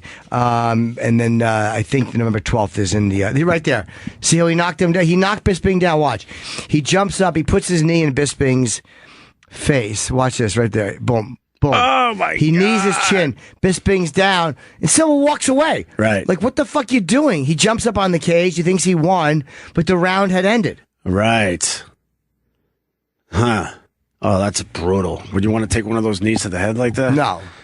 Oh, my God. Oh, we also got to ask Dana White about Yankee Stadium. What's his name? Frankie Edgar. Frankie Edgar kind of gave it away. I think he gave it away. He's not going to tell us, though. They gotta announce that stuff properly. You would think it would be nice if he gave us a scoop, but let's be realistic here. Yeah. He's not going to tell us if he's selling the UFC for $4 billion with the rest of the guys. He might slip, though. He might slip. So, Dana, you guys selling? Yes. No. Might slip. Maybe we get something like that. All right, we'll try to get him to slip. Dana, you guys selling for $4 billion? Not that much. What? Nothing. I didn't say anything. We're not selling it. No. Maybe he'll make a clumsy mistake. Let's try to catch Dana in a clumsy mistake. Let's make him have a clumsy mistake. Yeah. So we hear you're not selling the UFC. Not true. What? I mean, I'm not selling it. Right. I'm gonna fucking trip him up. All right, we'll do that. And the Daily News, boy, they love this Trump, huh? It's amazing how bad they've gotten. Daily News hates Donald Trump, and man, they every day they got another cover that they think they're proud of themselves. They're patting themselves on the back every day when they come up with the latest cover for the newspaper and their latest idea. Today, it's lice president. Twice as many would rather have head bugs than Trump in White House. Wow. That's like a legitimate New York newspaper. Yeah. Like, wow, you guys biased and awful. Fucking assholes. Because, I mean, if someone asked me, would you rather have Trump or head lice, you would go with head lice just as the joke. Even if you like Trump, you'd be like, I think I would want head lice. It's terrible. It's just stupid. It's nonsense. U.S. chooses lice, traffic, hipsters, used car salesmen, and even Nickelback, God forbid, over pest Trump. Hair-raising disdain for Donald. Wait, clown beat cockroaches? Recount. But isn't it interesting how they're obsessed with him because they want to sell papers? Yeah. But they're doing nothing. That's like what an impotent newspaper that is. They're not hurting him. No, it's they seem clownish and petty because they're so biased against the guy. Sure. It's just like, oh, here they go again, complaining and no one's listening. Yeah, this is tabloid crap. 47% of the people would rather be in horrible traffic. This is just stupid. They have really this whole thing given is up. just stupid. They've given up. They'd rather have lice. 54% of the people polled would rather have lice than Donald Trump as president. That's not true. Whoa, what was that? I don't know. It ain't my phone. Whose phone? Whose phone was that? Eric. Was that my phone? Was that my goddamn phone? Yeah, mine is always off. My phone is off. But they call him the Antichrist. They put him in clown makeup. Is New Hampshire smarter than this fifth grader? They call him a fifth grader. Yeah. I'm with stupid. What are some of the other headlines? Really, it's just the cover, though. They can't stop putting him on the cover because they want to sell papers. Yeah, so they're not being honest with themselves. They know, put Trump on the fucking cover. We hate him, but we know this will sell a lot of papers, right? Let's see, what else? Sideshow Don, clown runs for prez. Dawn of the Brain Dead. That's offensive to people who've had TMI. Dawn of the Brain Dead. Yeah. Whatever. We know their angle in this whole thing. Yeah, I don't quite understand why they're so obsessed with it. It's like that nothing's happening with your headlines. You're not making people don't like them. Yeah. Oh, people have been obsessed with a window update for me. A window. That's all they think about. When I was out, I heard you were talking about a drafty window or something. Oh, a bunch of drafty windows. A bunch of I drafty love my windows. apartment, but it's a very drafty, cold apartment because the windows and there's a lot of breeze. Where's the wind coming from? Where's the wind? You know, it just seems like the bedroom is cold, but the living room is the offender of the windows. But where's the draft coming from? From between when you close the window, between the window and the other one. Right. So I got a guy coming today to look at. He's a window expert. Oh, so I'm hoping. What makes him an expert? He does it for a living. I met him. We took a photo one time on 42nd Street in the platform. I actually remember taking the picture, and he emailed me. He goes, "Hey man, I remember me." I goes, "That's what I do for a living." So he could fix your drafty windows. I don't know if he can fix them or just tell me what I need to do. I may just weather strip where you could put it in inside so you're not caulking and then just use that. Right. But literally, it sounds like there's a little person standing at my window going, the whistle. Yeah. I got a couple of whistly windows. You do? Yeah, it can't be helped. It's like a toilet. You know the toilet that won't stop flushing? That's what it sounds like. But do you have a breeze coming in? I don't feel the breeze. I hear the whistle, though. It's annoying as fuck. All right. It gets pretty damn loud on those windy days, too. It does, right? Oh, yeah, it does. All right, so it's not just me. And then, then I get up there on the, I have to climb up, and then I use all my might to try to close them tighter. And then that lasts for a little bit, and then the whistle begins again. Oh, wow. Why don't you get a little weather stripping? Yeah, that probably would work. It's only every once in a while. It's not a bother. Oh, it drives me nuts. Not I'm a in the bother. kitchen. I was in the kitchen. I could feel the breeze. Right. There's one where you stand there and you put your hand up a foot and a half away from the window and you can feel the breeze. Oh, yeah, it's like that's someone's bad. going and blowing on your hand. No, that would drive me nuts. Oh my God, it's freezing. I'm so cold. I get up, my little feet are cold. I get the heat on 76. Do you got a cold floor? It's wood, so Oh, okay. chilly. A bit on the chilly side? Yeah, I gotta get a couple rugs, things down. That would be nice. Yeah, I like the wood toupees, I mean. floors.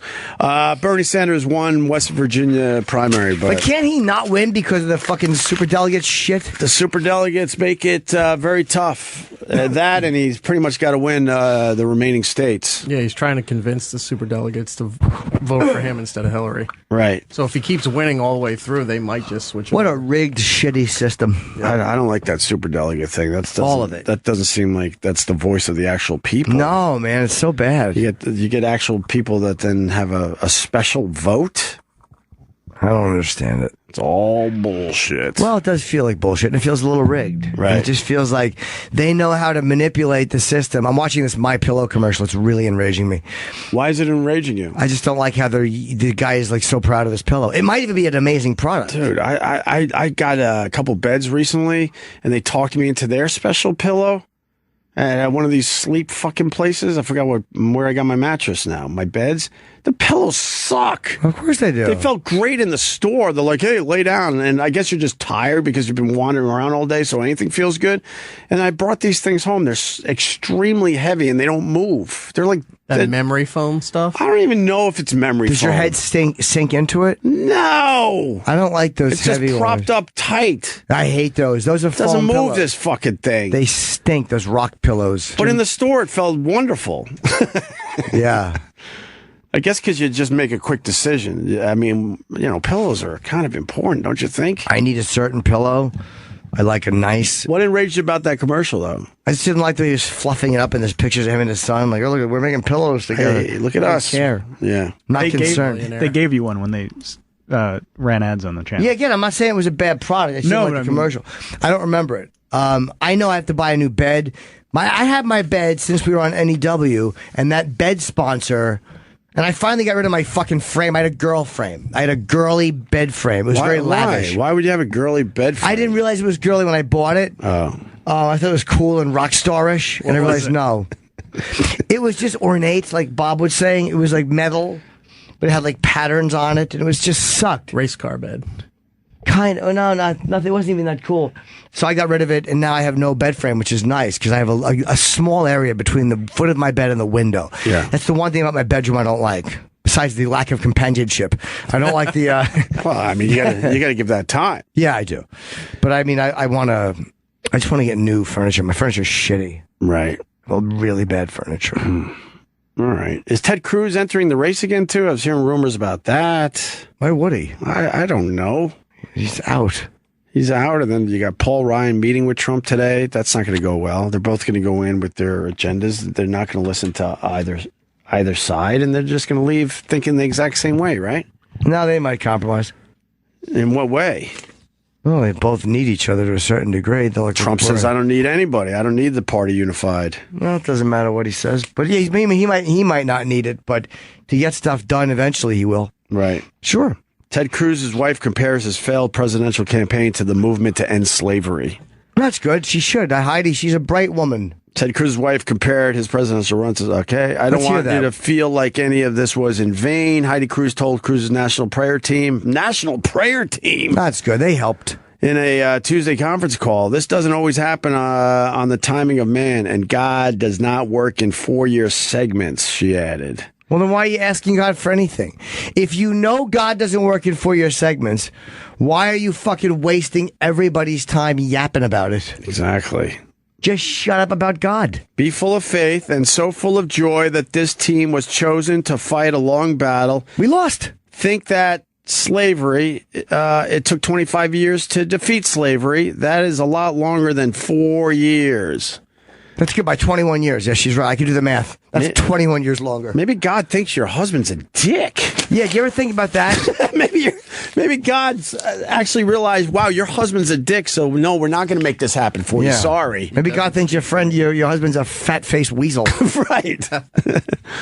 Right? Why does it always have to be, oh, God just wasn't ready? You're assuming a lot about the person. Maybe God already decided on Mr. Cruz. It said, fuck no, the world would not be a better place with this guy in charge of anything. Right? I don't understand it. The whole what? Praying thing? God thing? The whole, like, no matter what decision God makes, you act like that's what was meant to be. Yeah. If you won, you'd be thanking God for his wisdom, and we knew it. And you lost, and now you're like, well, God's plan. Like, go fuck yourself. Yeah. Leave God out of it. God's busy. Maybe in some weird twist of fate, he likes Trump. Maybe God likes Trump. He gave Trump a hot wife, $1 billion, and a big dick. God likes Trump. There's the new shirt. You know what I mean? Trump's had an amazing life. God digs Trump. I love how you end it. You know what I mean? Yeah. This is like Ted Cruz. Fat face, rotten, no upper lip, shitty nose, and a big loss. A Weasley face. Hateable. Doesn't talk to the people. Just talks in some weird fucking rhythm that no one can really fucking decipher. Gave Trump a fucking small hand and a big dick. That's the ultimate surprise. He gave Trump the ultimate, huh? Small hands and a big cock, that's a great gift because girls expect nothing. And then you pull out your giant dick and they're like, holy Toledo. This guy is a big dick. God loves Trump. God loves Trump. There Ma, you you have keep it. that in mind. He loves Trump. Who is that woman with that fucking... That's the worst hair I've ever seen. The House members, the GOP House members meeting on Trump right now. What is that fucking thing on her head? That's a little wild. Looks like a toilet seat cover. That little toilet seat cover hair. Looks like Mrs. Roper. You guys. Oh my God, Audra Lindley hair. Well, we got Larry calling back. I think Larry's one of Sam's guys, right? I don't know. I think Larry's one of Sam's guys, and he's very into the God, right, Larry? Okay. Yes, gentlemen, I am. Look, I recognized you before I even heard your voice, Larry. I don't know if that's a good or a bad thing. Why couldn't God love Trump? That's what I want to talk about. Why not? Could love Trump. Sure. I could love Trump. I mean, let's take the example of Ronald Reagan. Ronald Reagan had a very long fight in '76 against an incumbent president. Went all the way to the convention and lost. But then he's turned into a great president 4 years later and served 8 wonderful years in the White House. And my wife said it seemed like the man lived his entire life just to be president. A lot of times the successful candidates have to lose first. Oh, I understand that, but Ted Cruz will never be president. I don't know that. He's not likable. In the end, people like voting for a guy they like. Yeah, you can't. That's why Trump's going to have some problems because there's a lot of people that don't like Trump right now. Yeah, Larry. But then again, they don't like Hillary. So this is going to be They a hate weird. Hillary. This is going to be a weird year because whatever. You can't compare the charisma of Reagan. Dude, Reagan, even people who hated him had to admit there was something about him. Like, he was a likable guy. Ted Cruz is an unlikable guy. Like, people didn't hate Reagan as a guy, they hated his politics. Right. But his personality was so good, you got tricked into liking the guy. And you're like, oh, wait a minute. That's right. I don't agree with a lot of the stuff he's doing. There's no comparison. But he was the great communicator. Sure. And if God has a plan, why the hell do you ever have to pray? No, you pray because you pray to worship God. I mean, that's what you don't understand about Christians. You really don't. The world does not understand people who are devout, who worship God with every thought, word, deed, motive, and intention. Now, I'm not one of those guys. I mean, don't get me wrong. I'm not one of those guys. I'm not. I just know there's a God. I know there's a God in heaven. I know beyond a shadow of a doubt. What kind of heaven is it, though? Well, it's a heaven. It's described in the Bible. Like Jesus said, in my Father's house are many mansions. They go to prepare a room for you. Fluffy what? Like fluffy clouds and stuff, and an actual room for yourself in some great palace? You walk streets of gold. I mean, everything about there's no. Can I ask you a question, Larry? And I'm honestly asking. Gold is like just a mineral that we found that we put value on because it's pretty. Like, why would the Almighty look at that mineral and have any more regard for it than he would coal or anything else? Right. It's valuable to us, the human experience. But as far as the universe goes, gold is probably like a who gives a fuck. It's just one of many. Gold's a wonderful metal. It's very malleable, and it doesn't oxidize. Gold doesn't corrupt. That's why they use it in electronics. It's not because it conducts better than copper or silver. Right, but why would God do that? Give a gold brick to a squirrel and see what the squirrel thinks of the gold. There you go. The squirrel would shit on it. Yeah, but the squirrel doesn't need gold. Neither do we. Gold is just a currency by which we barter and trade because it's a rare commodity and doesn't oxidize and doesn't corrupt. So I wouldn't. So that's why we value it. We value it because it has value. It has usefulness. Yeah, but as far as like God and the universe goes, there's no value to gold. Yeah, the universe doesn't care about gold. There's no value to it. Yeah, but God is the universe. God cares. All right. God doesn't give a fuck about gold. I hope you're right, Larry. He cares about gold as much as, like Jimmy said, coal and everything else. Sure. It's pretty much all equal in his eyes if there is a God. Gold is a thing of beauty and vanity. Gold is associated with vanity, whereas coal is associated with fuel and life-sustaining. So why would God, does anything about Christ really say he would have dug gold over something that can be used to burn and cook our food and heat us and keep us alive? Yes, but you're mischaracterizing and attempting to make a point. You're mischaracterizing what I said. I said you walk streets of gold, and the example being that what man deems it so precious is just something to walk on in heaven. Because it isn't the fact that there are treasures in heaven. It's the fact that there's no strife, no sadness, no pain. Everything is wonders and light. Words can't describe heaven to a believer. And all a believer, true believer, wants to hear upon entry into heaven is, well done, my good and faithful servant. That they did God's will and God's bidding. Now, like Heidi Cruz, she doesn't understand God's desire. She understands God's desires, some, but she doesn't understand God's plan. And God's plan is known only to God. God only shows you what step to take next. It says He is a lamp unto your feet. He doesn't give you the whole entire picture because you might be overwhelmed or you might make the wrong step. He only shows you know what? I think it's about time we get overwhelmed to answer a lot of these questions, and instead of everything being so mysterious. It's not about mystery, though. That's the point. Oh, there's so much mystery involved. Faith is the mystery of faith. What are you talking about? It's right in there. Faith is an irrational act. Faith is a belief in something not seen.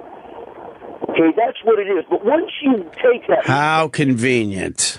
Yeah, but once you take that leap of faith... So, as soon as you talk to someone very religious and they can't explain something, they go, well, you just got to have faith. How convenient. Well, the funny part about religious people, and Larry, I'm not saying you particularly, but here's the interesting part about religious people. Like when it comes to gays and being born a certain way, they look at it like they're very concerned about the science around it. They're very concerned about you're not born that way, you make a choice, whereas the reality is that's religion.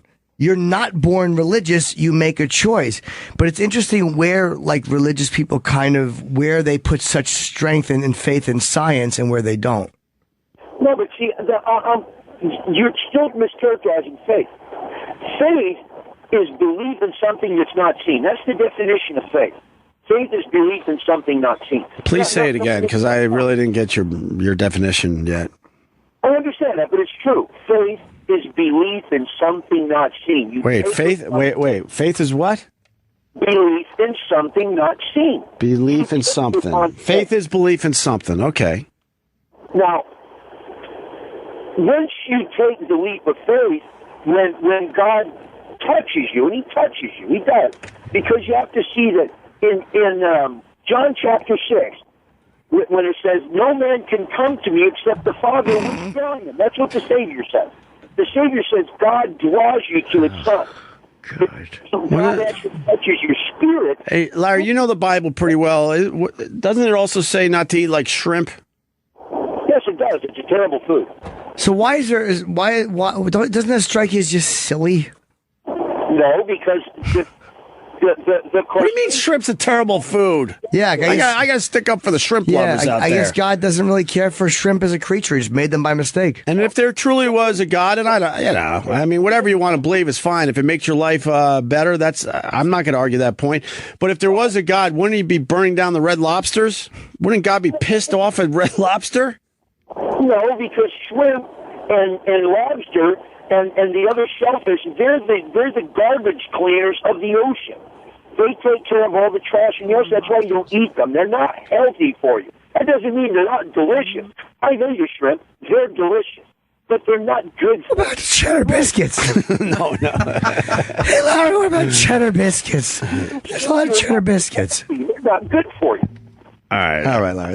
Hold on a minute, Larry. I'm going to put on, is this our Chuck? Chuck in North Carolina? Yeah, Opie, what's going on, man? What's up? Hello, Chuck. Listen, I want to say, I know what Jimmy's talking about the science of it and how people doubt it and everything. But what really gets to me is all that stuff that's in the Bible. It talks about the end of time, about things that will start happening and all that stuff. That shit's coming true. I mean, I can't quote it. My grandmother used to. But, I mean, they talk about the war over there or Iraq, and all that will be the end of time. They talk about computers, and they don't say computers. Well, they talk about people getting numbers in their heads and stamps and being numbered. Someone back in the day had a lot of insight. That's what all that's about. And they realized as time goes on, people would be more open-minded and accepting. That's all that's about. Yeah, but that's a long time ago when that some bitch was running, man. But Chuck, doesn't it occur to you too that some of the stuff that happens might be happening because it was written in the Bible? Yeah, that might be true too. Like, you know what I mean? It kind of influences people's decision making.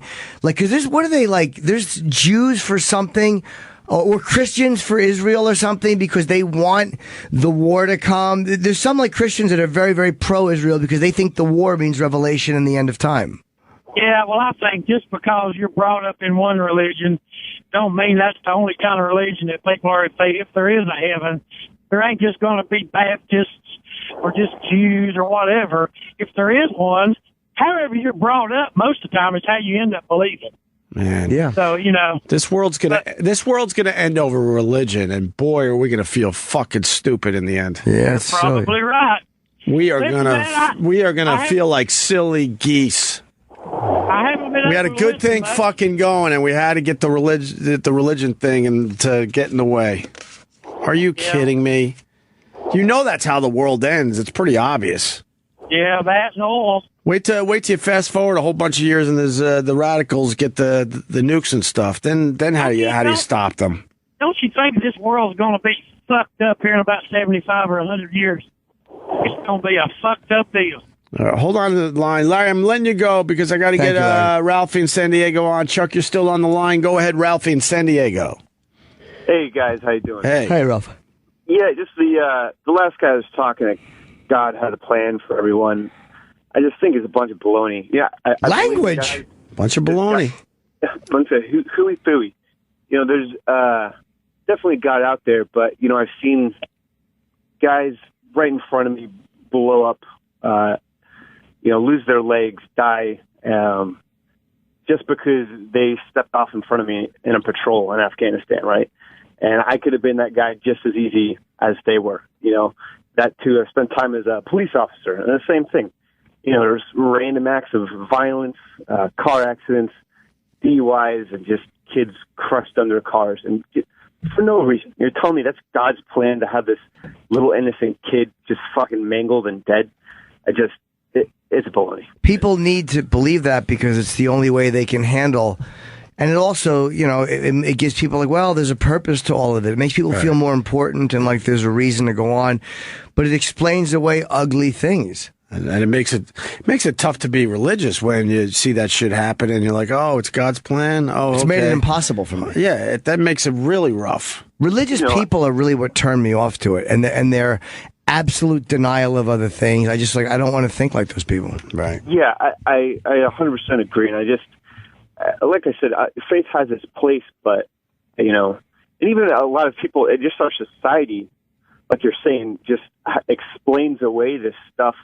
Like, oh, it just happened. But, you know, a lot of it can, one, be preventable, and two, like, make people come out of their, you know, their shell and their ignorance if they start to just look at the world from a real perspective as opposed to, oh, well, it just happened, or why me, you know? Yeah. There you go. A headline on Fox News, 150 plus dead in Iraq attacks. There you go. But God's busy working on Larry's life. And it's not an offense to Larry. Right. It's just the silliness of the arrogance of thinking that. It's like, God's busy. I know God's the universe. He can do all things, but... But couldn't he do everything at the exact moment? He wants to touch me and make my life better. Oh, it's just so childish. Like, God is micromanaging my life. God's so concerned with me. If he has a plan, he might want to either show us or rewrite it or something. I have a plan. If God was micromanaging our life, we all know Jimmy would have been struck down a long time ago. Oh, boy, would I. Wow, that's not nice. Oh, he's not Ralphie. All right, Ralph. You doing all right now that you're home?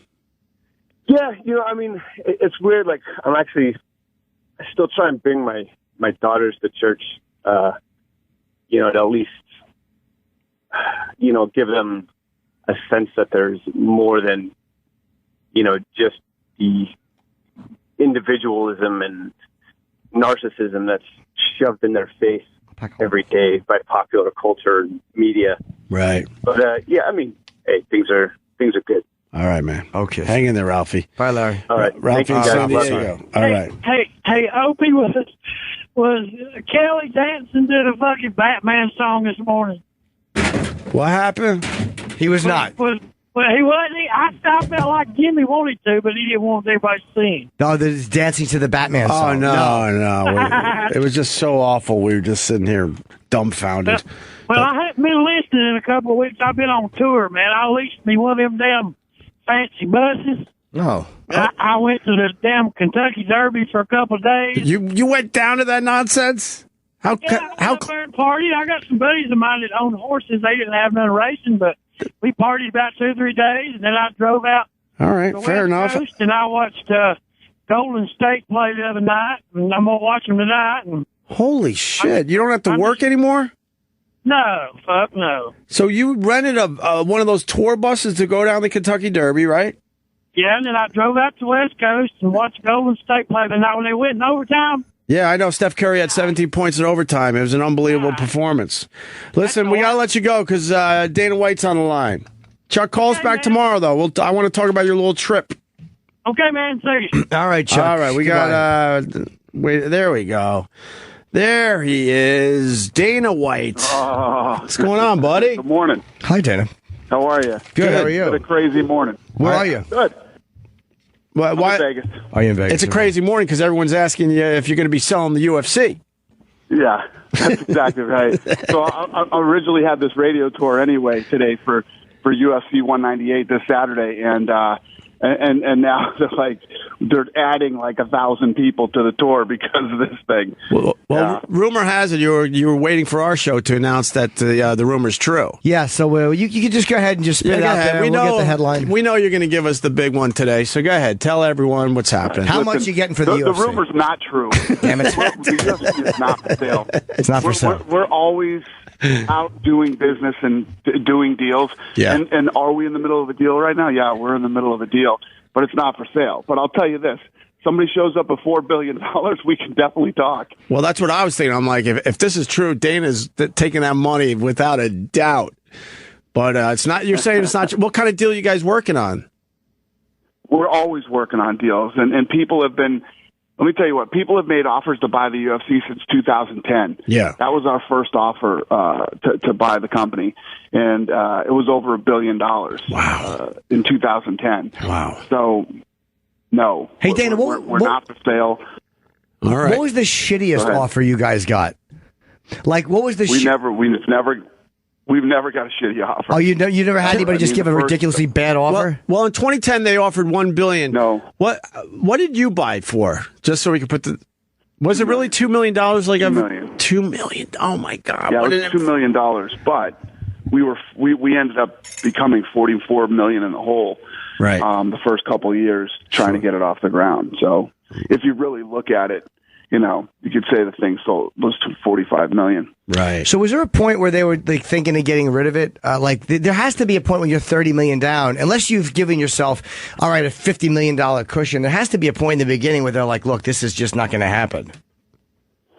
Yeah, there's no doubt. I mean, in the beginning, we first bought this thing. This was like a fun hobby for the Fertittas, you know what I mean? And then it turned into a not so fun hobby when we were, almost 44 in the hole. So there was a day when Lorenzo called me and said, "Dude, I love you, but I can't keep doing this." Yeah. And what's how many years did it take to turn that around? We did the first season of The Ultimate Fighter. And after that season of The Ultimate Fighter, it turned. We felt when we bought the company, it was at UFC 30, and we felt momentum. Yeah. You know what I mean? By 33, 35, 36, I mean, we felt momentum coming. Yeah. You just didn't see the momentum in the bottom line. Right. So it was a little rough in the beginning, but all worth it in the end. Real quick when it turned around. I haven't talked to you since. I got to congratulate you. Finally in New York. Finally. Yeah. Thank you. Yeah, that's been a long time coming, and should have happened a lot sooner. But it's funny because these. It's funny. Everybody knows it was never UFC issue or an issue of the sport. Right. It was a culinary union issue in Las Vegas. And what those guys ended up doing for us was actually building more momentum and creating a bigger event for us. So Good. Yeah. The Las Vegas Culinary Union for helping us out on that. How did you find out that they had actually gone through? Did you find out before it was announced publicly, or did you have to wait for the vote like everyone else, or did you have a good suspicion it was going to happen? No. We waited for the votes. I wasn't. I was out of the country when that whole thing was going down. But our whole team was watching it live on TV at the offices. And then they announced, it has finally gone through to a vote and been passed. Right. How nice is it to see Sheldon Silver finally be proved as to what everybody was saying? It's like it wasn't paranoia on the UFC's part. He really was not a straight shooting guy. Definitely try to block it. Right. How about 7 years I was saying that? I'm the only guy that knew that this guy was, right. 7 years. So yeah, he's in jail for 7 now. And 198, Silva being out was just announced. Yeah, so craziest thing, we do UFC embedded online on YouTube, and you can see what's happening real time with the fighters leading up to the fight. And if you watch the one that came out yesterday, great episode with Anderson working out and how fired up he is to fight in front of his hometown of Curitiba. And then, boom, I get a phone call that, he's throwing up and he doesn't feel well. So he goes to the hospital. The hospital clears him and says, "You're fine," releases him. He goes back home and just gets even more violently ill. So we sent him to a better hospital. And, they start doing ultrasounds and MRIs, and they find out there's something wrong with his gallbladder. This was yesterday evening.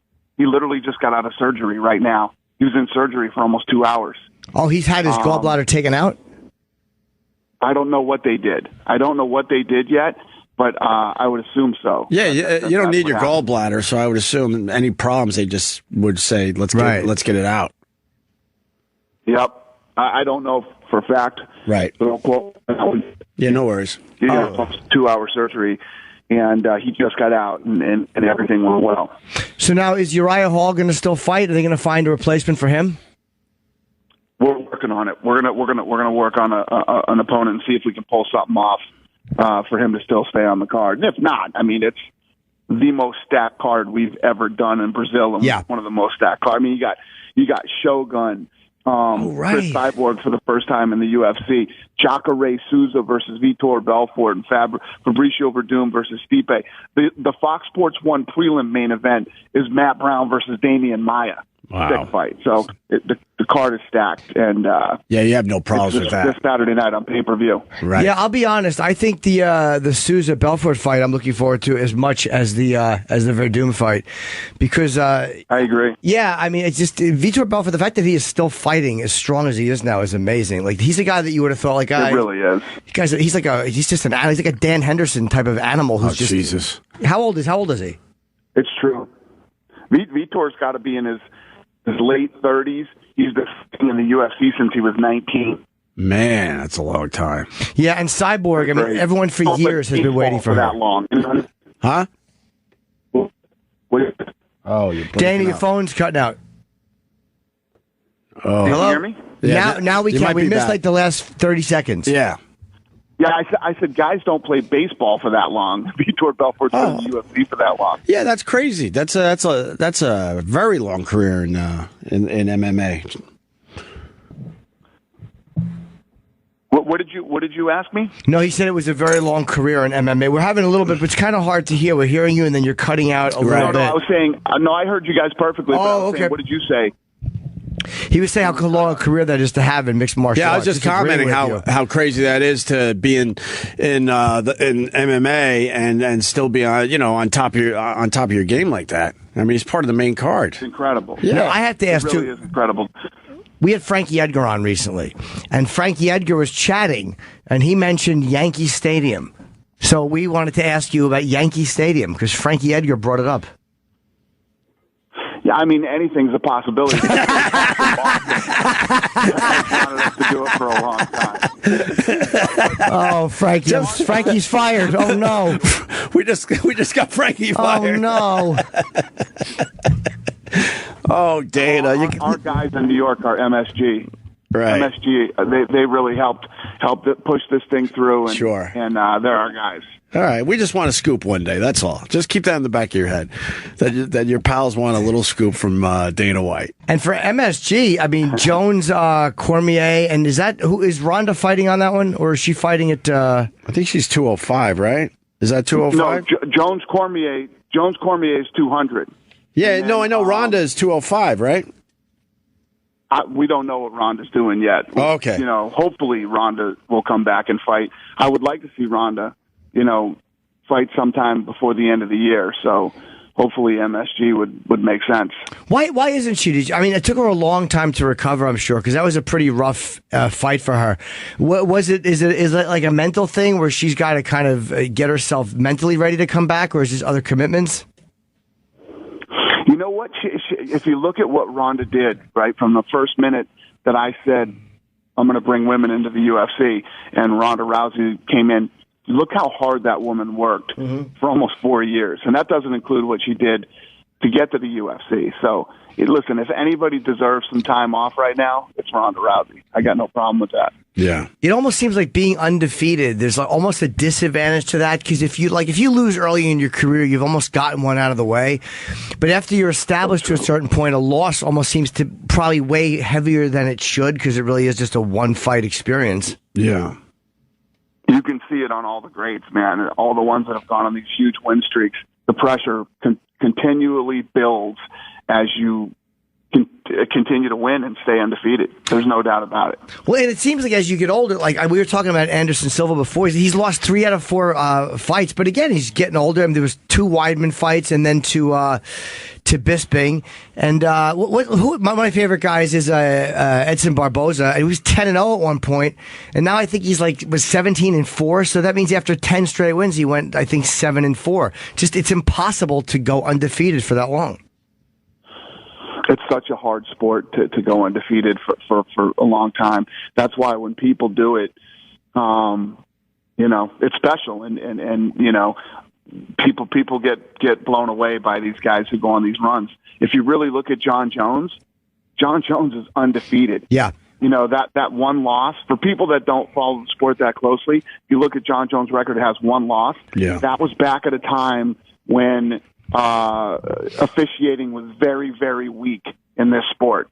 And the ref that reffed that fight completely blew it. Yep. And I've tried to get the commission to overturn it, and they won't.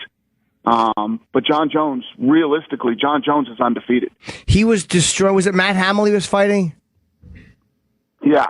And what round was that? Because John Jones was killing this guy, and it was like one of those overhand elbows, whatever they call it. It was just it's declared illegal because of the angle.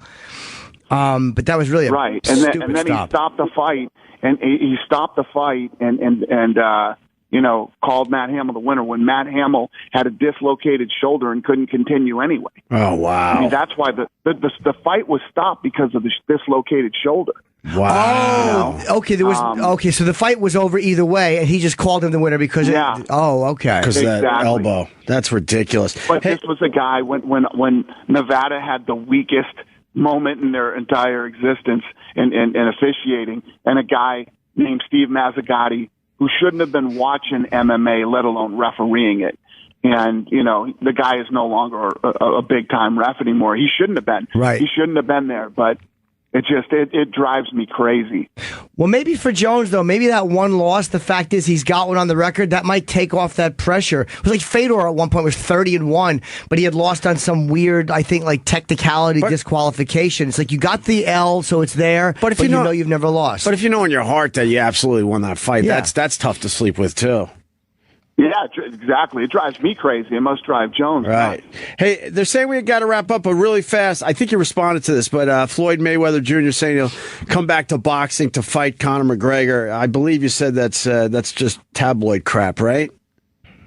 It is. It is not true. Someone just trying to get Floyd there. Wants to come back and out of retirement and come fight. Yeah. Call me, Floyd. Call me, Floyd. Very nice. What is Connor doing? He was supposed to fight, and then he was out of the fight, and then he was saying he wanted to come back into the fight. What happened with him? Yeah, he's not fighting at 200.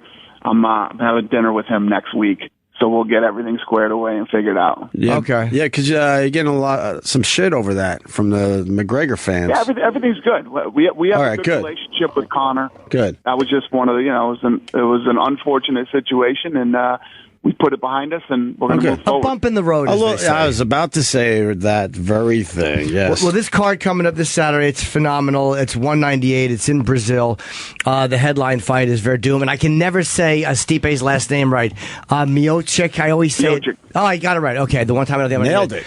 And, of course, Sousa Belfort, which is the undercard, which is the co-main event, amazing fight. Don't know about Hall and Silva, but Cyborg is fighting for the first time, and the prelims are amazing with Damian Maia against Matt Brown. This is really an amazing solid card, dude. Thank you, guys. Appreciate it. And we'll see you soon. And in New York, hopefully there'll be some tickets for your pal. I think that's all that really counts. Always. That's all that matters in the end. Always. All right, Dana. See you Always soon, a pleasure. man. Dana White, everyone. Thanks, Dana. Yeah, it was hard to hear him. Yeah. But that is amazing. The fact that I forgot that Cyborg is fighting it. Everybody has been talking about her finally fighting. First time in the UFC. Yeah. I've heard things about the Cyborg. I'm going to have to check that out. Yeah. So I don't know, man. I believe him about selling, though. I don't know. Maybe I'm wrong. But he was pretty defiant. He seemed pretty But convincing. then again, if they're in the middle of negotiating, they're not going to fucking give us the scoop. They want to be really careful because they don't want anything to fuck it up. Yeah, maybe that's why he's the head of an organization, because he doesn't give cute hints. Right. He just kind of keeps it close to the vest. But he said something very interesting in there. He goes, we're negotiating. And then I'm like, negotiating? Like, we're always negotiating Another something. deal, I go, yeah. well, what is that? And he wouldn't say. So No. maybe that is his save face. I'm going with they're selling. Oh, yeah. I'm going with they're selling. And the negotiating is maybe to see what his role would be after the sale. Oh, all right, maybe. I don't know. I'm just throwing more bullshit out there. I know. We're just trying to get ourselves involved in the mix, in the rumor. Somehow. In the rumor. Boys cracked the case. I heard a rumor. Let's get out of here. Thanks to Bobby Kelly. Thanks to Dana White. What else? Jimmy's hitting the road soon. Go to jimnorton.com. Yes, L.A., Vegas, and West Hampton, Long Island. And finally some overseas stuff. I got a whole bunch of shit. It's just getting the exact dates down. But June and July are going to be very good. Very cool. And Tom Brokaw videos on the YouTube channel. What else? I guess that's it. Yes. That is it. Go.